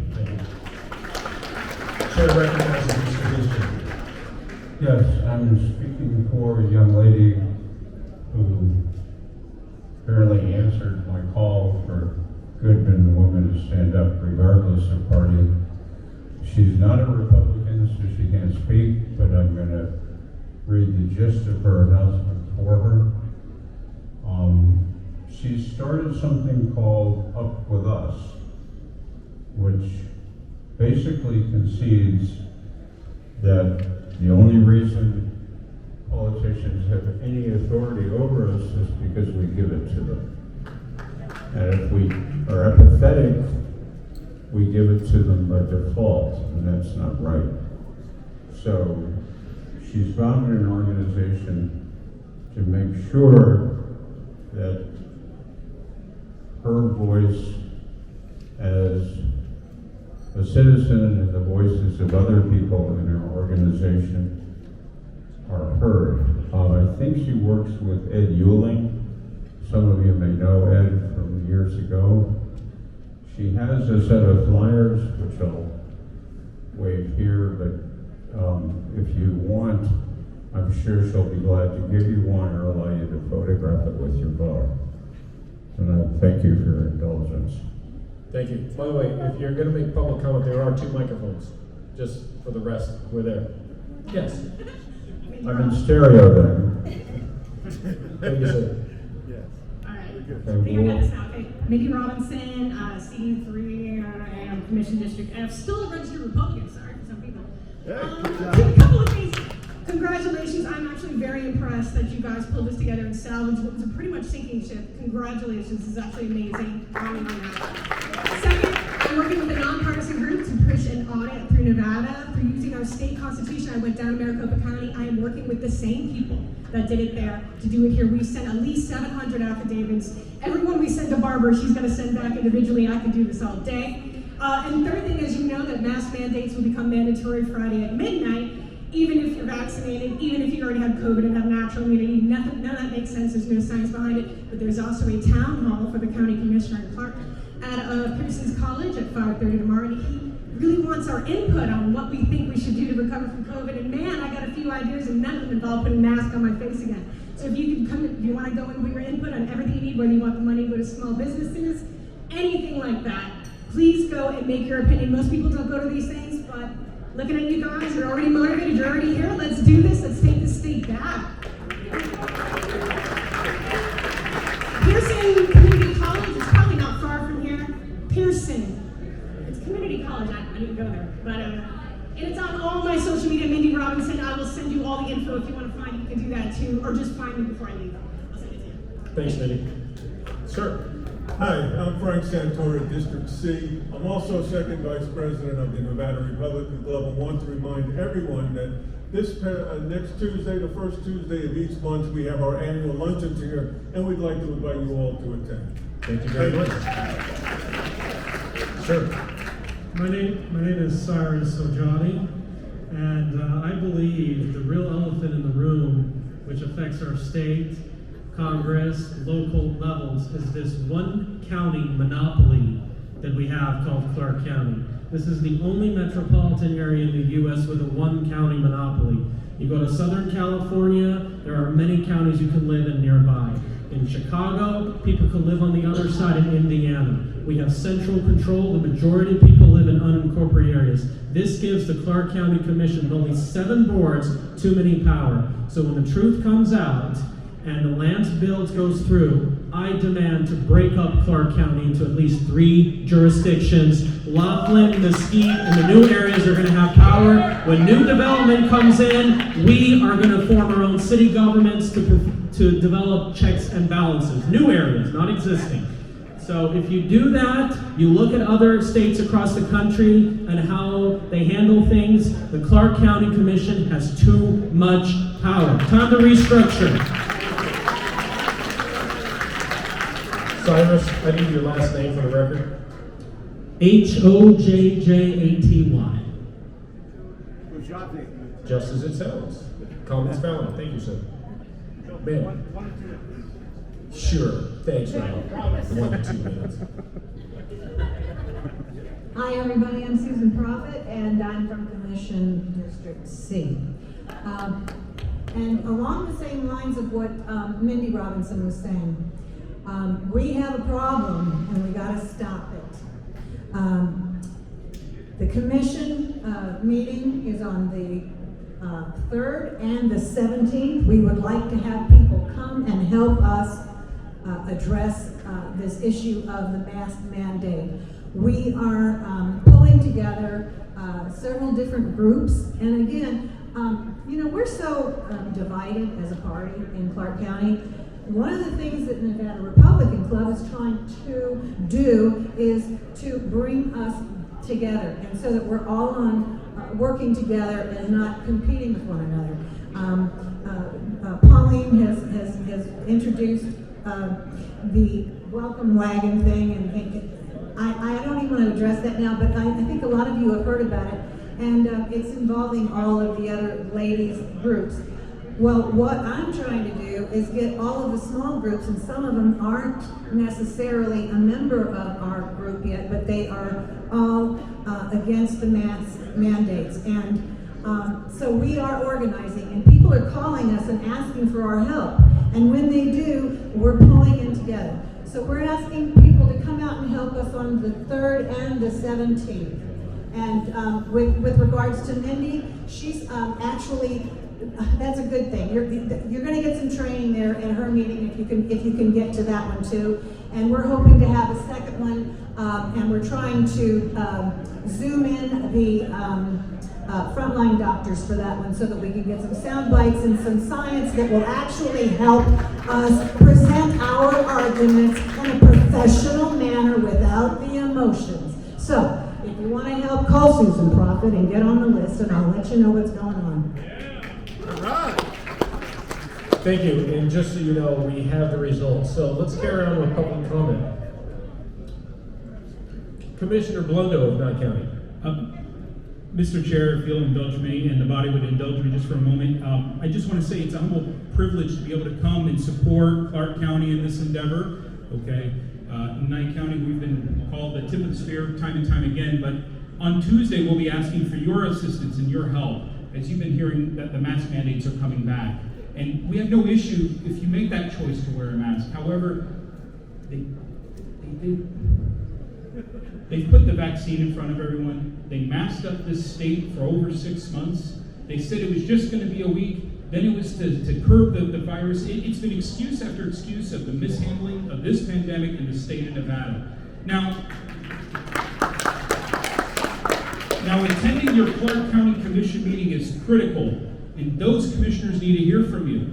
However, I invite you, I implore you, you need the rules to start making the same steps. And we need to take a stand out in Nye County and out in the other rules, because when we take a stand, it gives you guys a platform to stand on against Clark. And then we make those phone calls from there. So we need you to come out on Tuesday, 10 a.m., 2101 East Walt Williams Drive, and show up and voice your opinion and say, hey, I'm a person here in Nevada, and I support Nye County just the same way they support us. And we need to hear from you. My colleagues need to hear it from people here in Nevada that we will not be muzzled or masked in this state. We need your help. I need to see you guys there on Tuesday. We need you. Thank you. Announcements, yes. Pauline Lee, Commission District C.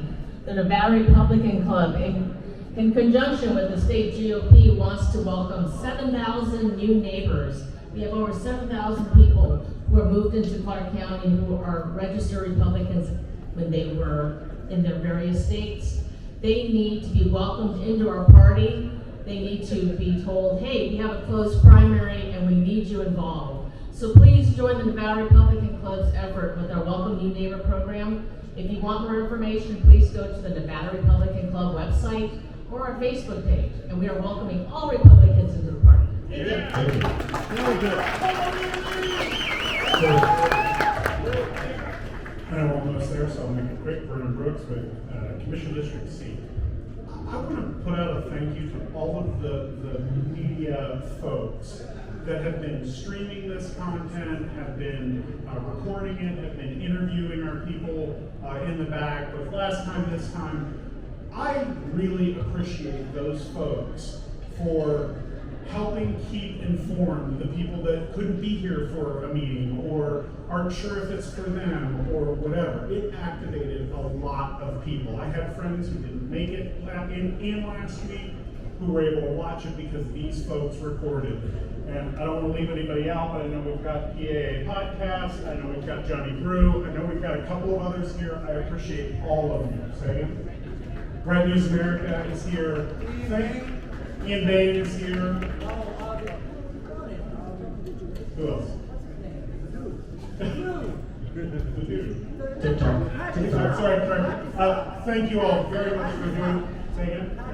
Pack us out. Yeah. Thank you all for covering these events. It really does reach a lot of people, especially when they can't be here. Thank you. Thank you, sir. One public announcement before we move on to the election results.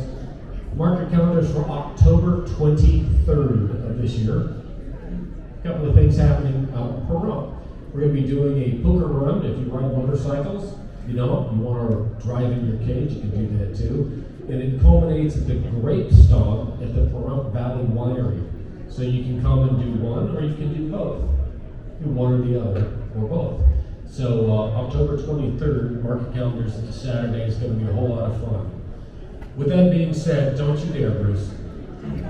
With that being said, let's move this on. I will turn it back over to the elections chair, Joe Brzezinski.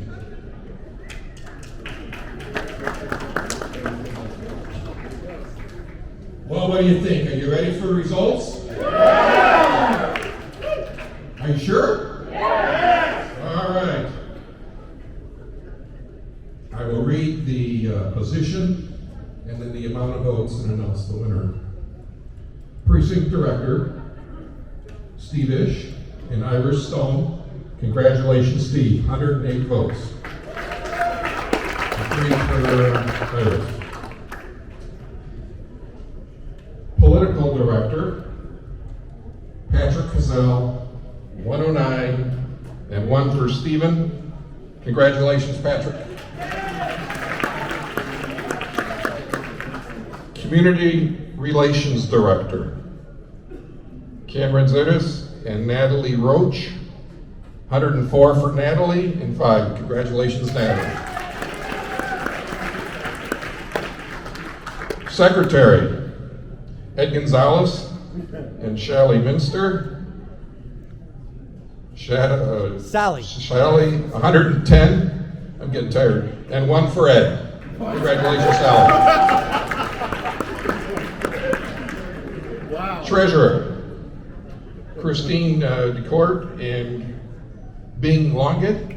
Bing had 2 votes and 107 for Christine, so congratulations, Christine. Vice Chair. Now in the Vice Chair balloting, we had 1 ballot that we couldn't determine how they voted. So that was only 1 vote that we couldn't count. So the vote totals are as follows. 2 for Byron Brooks, 98 for Mike Stegman, and 9 for Stan Vaughn. Congratulations, Mike.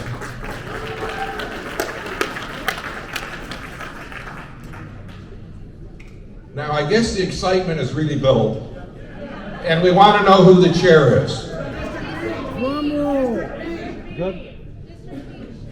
Commission. Commission B. Commission B was that acclamation. Where's over there? B.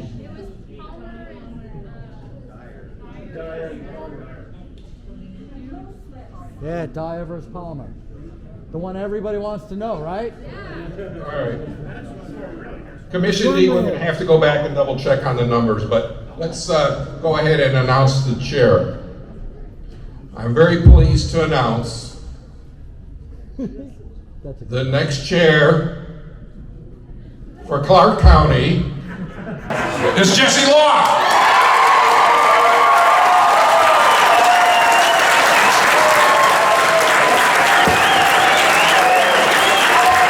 And that's 104 votes for Jesse, 5 for Eddie, 1 for Dave, and 3 for Brian. Thank you very much.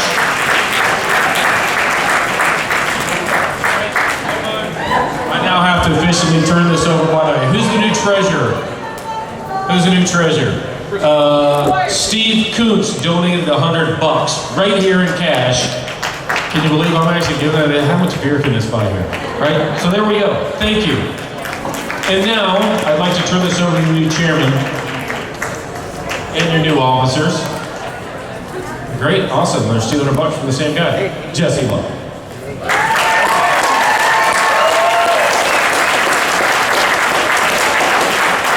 Thank you, Chairman Carnes. You know, I wanted to, while I'm speaking, could I get the officers who have just joined the board to come up here, please? So, I wanted to make sure that everyone knows that this victory for this group of people are going to restore law and order to the organization.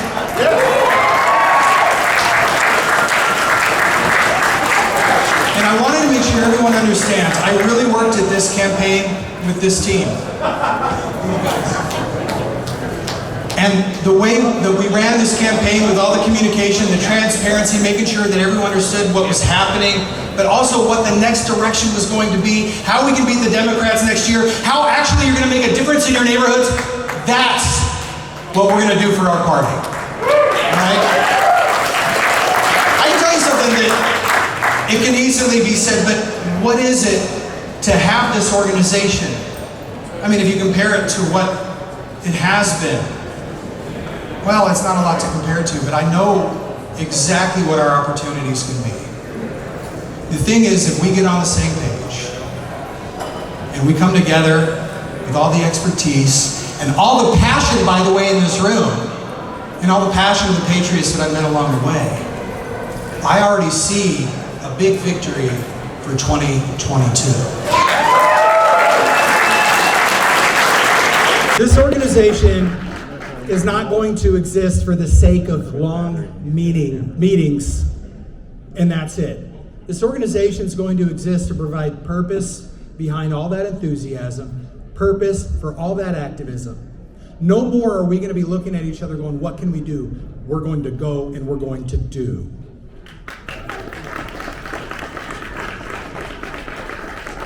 So, from the bottom of my heart, I wanted to say thank you. And I'm going to name a couple of folks to thank. I was hoping Bill was back here, but I guess I'll thank Joe as well. Joe? Bill Carnes? Everyone from Nye County, thank you so much for writing in and running this meeting with such transparency and integrity. Thank you. I want to thank the sacrifice that our parliamentarian has made to be here.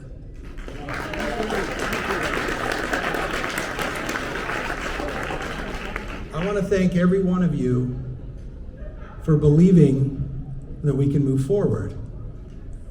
I know that you came in here on belief, on faith, that we have a direction we can go together to get past some of the dark stain. And I want you to know that this group, we're going to honor that.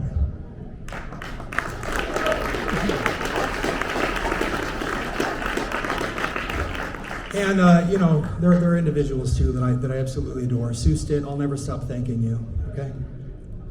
Kathy Noose, she worked her butt off for us. There you are. Thank you, Kathy. I want to thank Rob Tyree.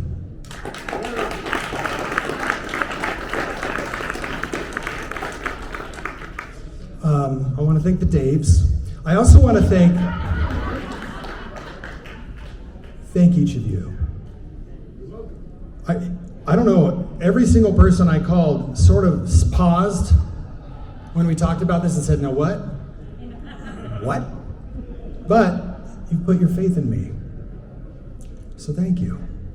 All right, so that's it. No more sappy stuff. I just want to say this is great. This is a super opportunity. We are victorious and we're moving forward as an organization. Can I entertain a motion to adjourn? No, not yet. No, hold on. I'm not going to.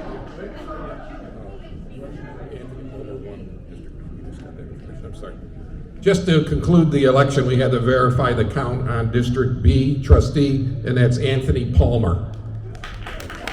Thank you. Congratulations, Anthony. What are the numbers? 6 for Anthony and 5 for Christopher Dreyer. There was 1 invalid vote.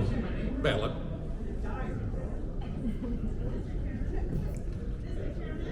The floor, or the chair recognizes Kathy Noose.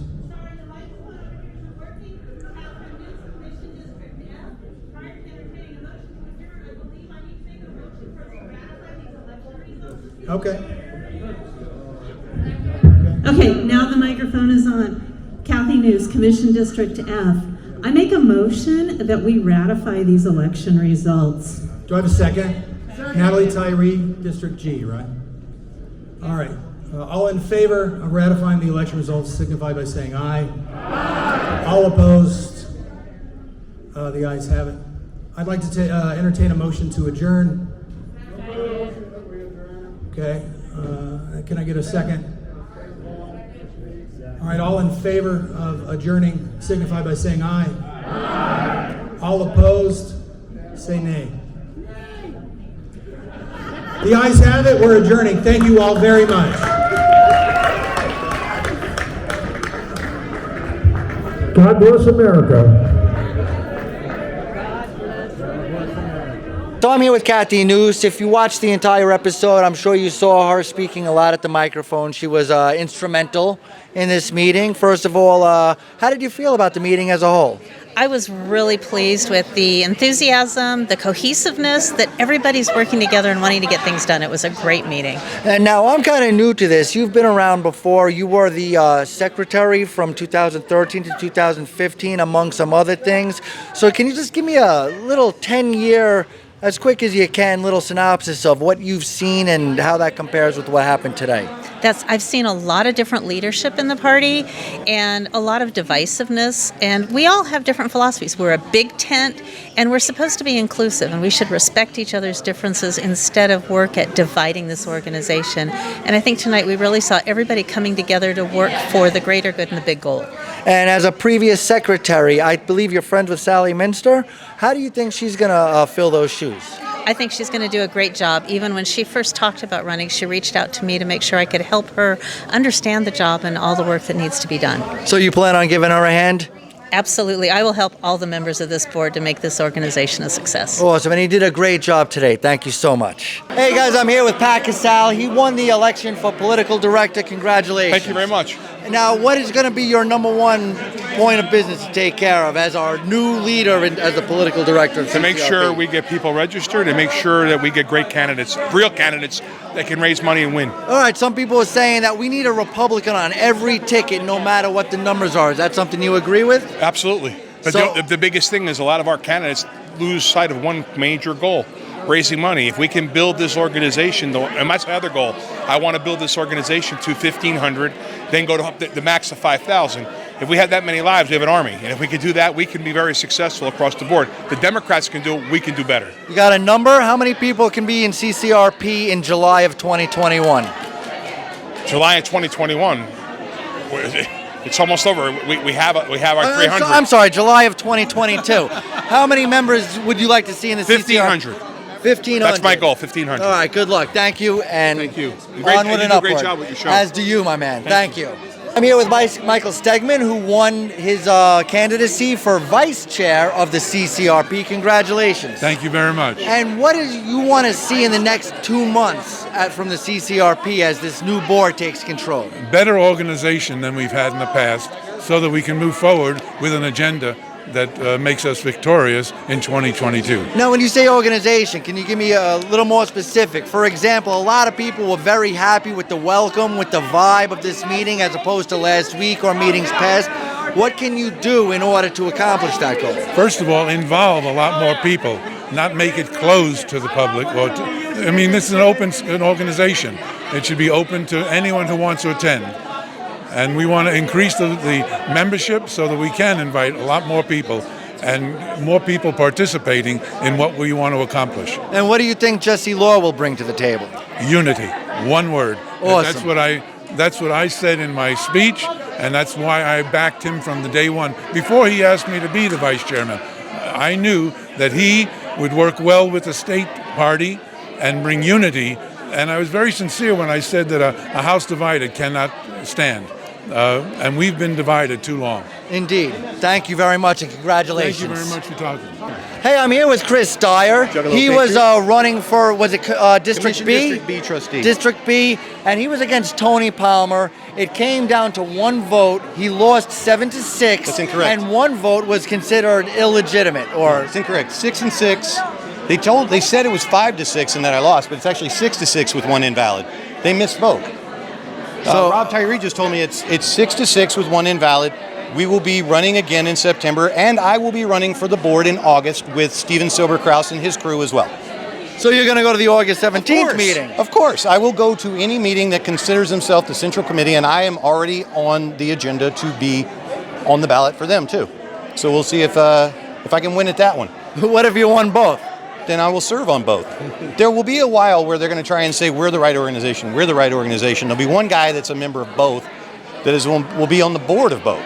And then besides your snafu, for lack of a better term. Their snafu, not my snafu. What was your overall feeling about this meeting compared how meetings to are others? supposed to go. They're supposed to be very boring, procedural. Bill Carnes was charming and fun. That's what it's supposed to be. That's it. It'll go like this for a couple of years until people get bored. PAA podcast Saturday at 6 p.m. That's it. Awesome. Thanks, Dave. Gonna get Mindy on. We're gonna bring her back. Mindy Robinson on the PAA podcast. Danielle Ford on the Johnny Brew Show. All right. Guys, we got you covered. Hey guys, I'm here with Natalie Roach. She won her candidacy for communications director for the CCRP. First of all, congratulations. Thank you. How you feeling about the win? I feel good. Feel great. Well, what exactly does the communications director do?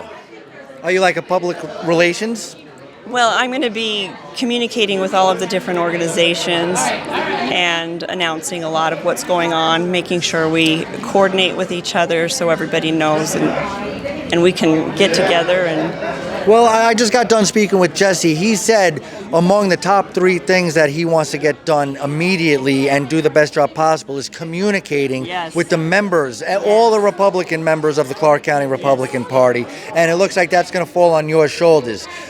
Yes. Are you ready for that responsibility? Yes, I am ready for that. I'm going to have some help. I'm going to have a team of people helping me make sure that everybody knows exactly what's going on. So if they want to participate, they can come and we'll get them involved. And go ahead. Why you get so nervous when you talk to me? I don't know, because this is not normal. Is he too close to you? All right. So finally, So not. I'm going to cut that out. I don't know. Do you like it? I think people like the getting to know you, candid moments. You know what I mean?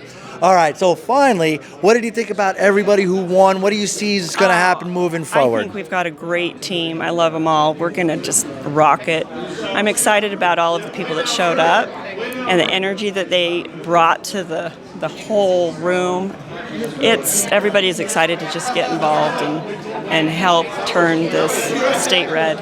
Awesome, Natalie. Thank you so much. Thank you. I'm here with Sally Minster. She recently won her election for secretary of the CCRP. So, first of all, how do you feel about winning? How do you feel about the atmosphere in the room, the vibe, and winning an election? Well, it's kind of a long haul, and I was really excited to see all the people here tonight and to see people who want to push the party forward and to work hard to get Republicans elected. That's our job. And my job is to straighten out these records. As you saw out there was some chaos, but everybody was moving smooth. We worked really hard to get things cleaned up. We have a lot of work to do as soon as we get all the records from the former leadership. There's going to be a lot of tearing that apart and fixing it and making sure everybody's a registered Republican. Everybody that's here has a right to be here. And we want inclusivity. We want more members. We want a room full of people that all want, doesn't matter what you believe about somebody else or the personalities, it's about Republicans, it's about getting them elected and moving this party forward, being able to fundraise, being able to help candidates locally, not nationally. This party shouldn't be FEC. It should be about the local candidates. Right, that's great. And as the secretary, your job is very organizational. I know you're a business owner and, having all your ducks in a row. Does that include, for example, you're required to give people a week's notice for a meeting, but can we get 2 weeks? Is it against the law, bylaws to get 2 weeks notice? There's a 10-day. You have a 10-day. It has to come out before 10 days. I'm not sure that you don't have to do it. You can do it probably earlier. That's what I'm saying. Or Natalie Roach is longer. Talking about, Jesse Law said stuff like communication, fundraising, increasing membership. So your job would really be, a lot of the complaints in the past year that I've heard is about a lack of communication, finding out about meetings at the last minute and not really being sure what's going on. I feel like as secretary, your organizational skills, you're going to have to work with Natalie and Jesse in order to do that. So, what is your number one, the way you organize, the way you get these messages out? What's your plan? Well, I think, obviously we have a team that we have to work with and we have to coordinate a lot of things, but being able to know that, okay, on the 17th of this month, we have a meeting. Okay, in the bylaws, I'm not sure if you can only do it 10 days. I'm sure you can do it 2 weeks before. Most people know that our meetings are every, third Tuesday, every 2 months, and so, but to let people know, like typical thing that has driven me crazy, when we had all these elections and the prior leadership, nobody knew who was running for office. Right. Nobody got, you used to be able to send in your little resume and your little dealy bob to the secretary, and they would send it out to the body. Okay, I was trying to do that on the Johnny Brew show because nobody was providing Sally that. Minster's running for secretary. Here's her credentials. Here's a little bit about her. Here's, Gary Bucks, Gonzalez's whatever, little... whoever. Yeah, and nobody knew. Nobody knew who was running for the commission districts. So transparency and organization and technology and the ability to bring all these people, I don't even know what the final number number is. Yeah, so what did you think about the atmosphere, the enthusiasm? And everybody was happy, and we were like, we're going to get this fixed. We're going to work on it. And that's all they wanted was answers. And we never got answers. You watched last week we walked in, nobody had a badge. I do not recall any central committee meeting where we did not have a badge that said who it was, where you were, the date. All we had was a wristband. So you promising from now on we're all going to get our badges? Only. Everybody's going to get their badge. If they signed up correctly and they attend their 2 meetings, or if they come to the convention, they're automatically a member. So that is what we have to do, and we have to be transparent, and we have to be clear, because people always go, what's going on? Well, I don't know. They told me this. They told me that. And will you be reaching out to the previous secretary in order to try to get this stuff? Yes. Are you going to, I mean, is that something like you're going to do this week? We have to see how things are going to go and figure out what our next plan forward is, because we passed a motion saying that they had to give it all. Are they going to do that? So it's kind of... They passed a motion saying that they're still in charge. Right. And that's against violence. So they don't read those. Well, so, we'll save that for the next episode of the Johnny there Brew we Show. go. Until then, Thanks, congratulations, Johnny. Sally. Appreciate Thank it. you so much. Thanks for coming. Hey guys, so I'm here with Jesse Law now. He has been elected chairman of the CCRP in this meeting right here, which was the conclusion of the July 20th meeting. First of all, how are you feeling with the win? I mean, it was totally solid. First of all, the contrast in the room. It's amazing what happens when you offer respect, dignity, transparency, all of those elements, and you end up with what might resemble a Republican meeting. And we had that. And first of all, the room was hungry for positive direction. And that's exactly what we had tonight with this result. And we'll see. We've talked to about at least 24 people. Everybody was saying that the vibe was different. It was more inviting, more relaxed, more exciting for conservatism. What is your first order of business going to be over the next month or two? Are you going to reach out to Carrie Ann or to David? Tell me a little bit about what the immediate future holds for the CCRP and Jesse Law. Sure. Well, I've spent such an amount of time on the campaign that I am doing some things with my children for a few days.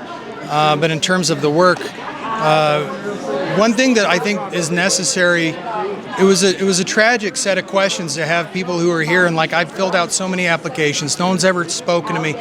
Frankly, the first order of business is satisfying the questions of the disaffected Republicans who've made all attempts to join, to be part of this. They need to know not only are they welcome, but their participation is going to help us actually accomplish something and achieve an end. That is absolutely my first priority. In terms of reaching out to the others, I'll be sending word and letting them know the result. I recommended that they actually did attend tonight. What we've done is fully legal and compliant, as demonstrated by our professional parliamentarian. And of course, we did everything above board, having third-party actors come in for tellers, for counting votes, for running the chair, things like that. The other thing that I know that our membership absolutely needs, because it wasn't running so that then there's a victory, right? Because that actually doesn't mean anything if we're not doing, what we were campaigning for. I mean, they all united on the common ideas of specifically defeating Democrats. So the next 2 months are about ramping up. We made a number of 60-day promises. We're going to engage in those 60-day promises. So what are the most important 3 60-day promises? Well, first of all, communication. These members need to know exactly what's going on. There's still people who have sour grapes from being treated poorly. We're reaching out to everybody and letting them know exactly what is on the horizon. So Good, number one so is communication. Number 2 are our donor class. We've developed a strategic plan due to historic relationships with many of them, including Mr. Ahern and Mr. McDonald. I know that we're going to be putting some seed money together. I'm going to be communicating to the business community in such a way, where, I promised on the campaign trail, constant dialing for dollars. This is a phenomenon that doesn't really exist, especially for party organization, but it's an opportunity because we're reintroducing this organization under new leadership with purpose, with professionalism, things like that. So these donors are going to be hungry. Communication, money. Third, that's a full plate, by the way. I didn't know. Well, all right. Well, one thing that the Democrats, they like to just have these problems or solutions with no metrics. Why don't you give me a metric? Say July 2022. How many members are going to be in the CCRC? Minimum of 1,500. Minimum of 1,500. But by the way, I actually did do a metric for next year, and that would be our third thing that we're doing in the 60 days that is important. We're developing a curriculum for our precinct training. Steve Esch, who was elected tonight, was not chosen because he's a nice man. This man is very organized, and so between some of the history that I have professionally in the craft, and some of his organizational building, writing this up, putting plans together, we're going to be able to begin our precinct training program as was originally thought of, and designed, and communicated. This time next year, though, 1,000 precinct captains fully trained. 1,000. This isn't like your mom and pop 150 precinct captains who actually don't know what to do. These are going to be fully trained people. And by the way, they want that. Our members want this. Otherwise, they're coming for what? A sport of showing up to a meeting. Right. I don't think people are here just to hear you, rah-rah. They'd rather get something done to defeat the Democrats. Yeah, I'm not aware it's all that interesting. Awesome. But what is interesting is defeating the Democrats, and that's why they're coming around. And last thing, how did you feel singing the national anthem? I heard rumors, about all these things about you singing this, that, the other thing, but when you actually sung, I was blown away. Well, so they're like, Jesse, they need you. That was what I heard. So I'm like, I'm giving my speech, which was a shock, right? I'm like, wow, that came up. I get here, and they're like, it's time for you to sing. They told me that at the microphone. So I'm like, well, I don't even know which note I'm supposed to start at. So I started the note that's like 3 or 4 steps higher than I ever sing it. So 3 would have been a very challenging note to hit. Right. And yet, it went well. What it was is I simply was just like embracing the room. And so anyway, I enjoy singing. Sorry. Jesse, congratulations. Thanks for talking to us. I look forward to talking to you again. Thank you. Thanks, Johnny. Thanks, Jesse. All right, guys. So there you go. There you have it. The end of Part 2A of the July 20th Clark County Republican Party meeting. Jesse Law was voted in as the chair, along with most of his slate. And we will see what's going to happen with the previous board and what happens with their planned August 17th meeting. If the people reach out to the previous board, are they going to cooperate, or do they believe that they have the rules are on their side? I don't know what's going to happen, but the one thing I can tell you is this is the first Clark County Republican meeting. I feel like I'm leaving a sporting event with a win. You ever go to a Yankee game? You walk back to the parking lot after a loss, everybody's kind of bummed. Or you walk out after a win and everybody's walking out high-fiving each other and exhausted. It's 1 in the morning, 2 in the morning. I feel like I'm exhausted, but everybody had a great time. It was great to see people really coming together and no mudslinging whatsoever. I don't know what that means legally, but if this is a sign of things to come, I hope these people fulfill their promises, get well over 1,000 people to become part of the CCRP, get more precinct captains, get more election day observers, and get more door knockers, phone calls, and money raised so we could turn Nevada red and hopefully turn our country red. So thanks so much for following the Johnny Bruce Show. I do it because you guys today, you guys showed us so much support. I want to support the other people covering Nevada news, PAA podcast, Ian is right, Pat Casal. Guys, let's support each other. Let's turn Clark County red. Let's turn Nevada red. Let's turn America into the Republican, democratic republic that we know and love, and have small government, America first internationally, and a love for our founding documents. Thanks so much. My name is John Brookhagen. Thanks to Rob's List for coming on location, and we will get you next time.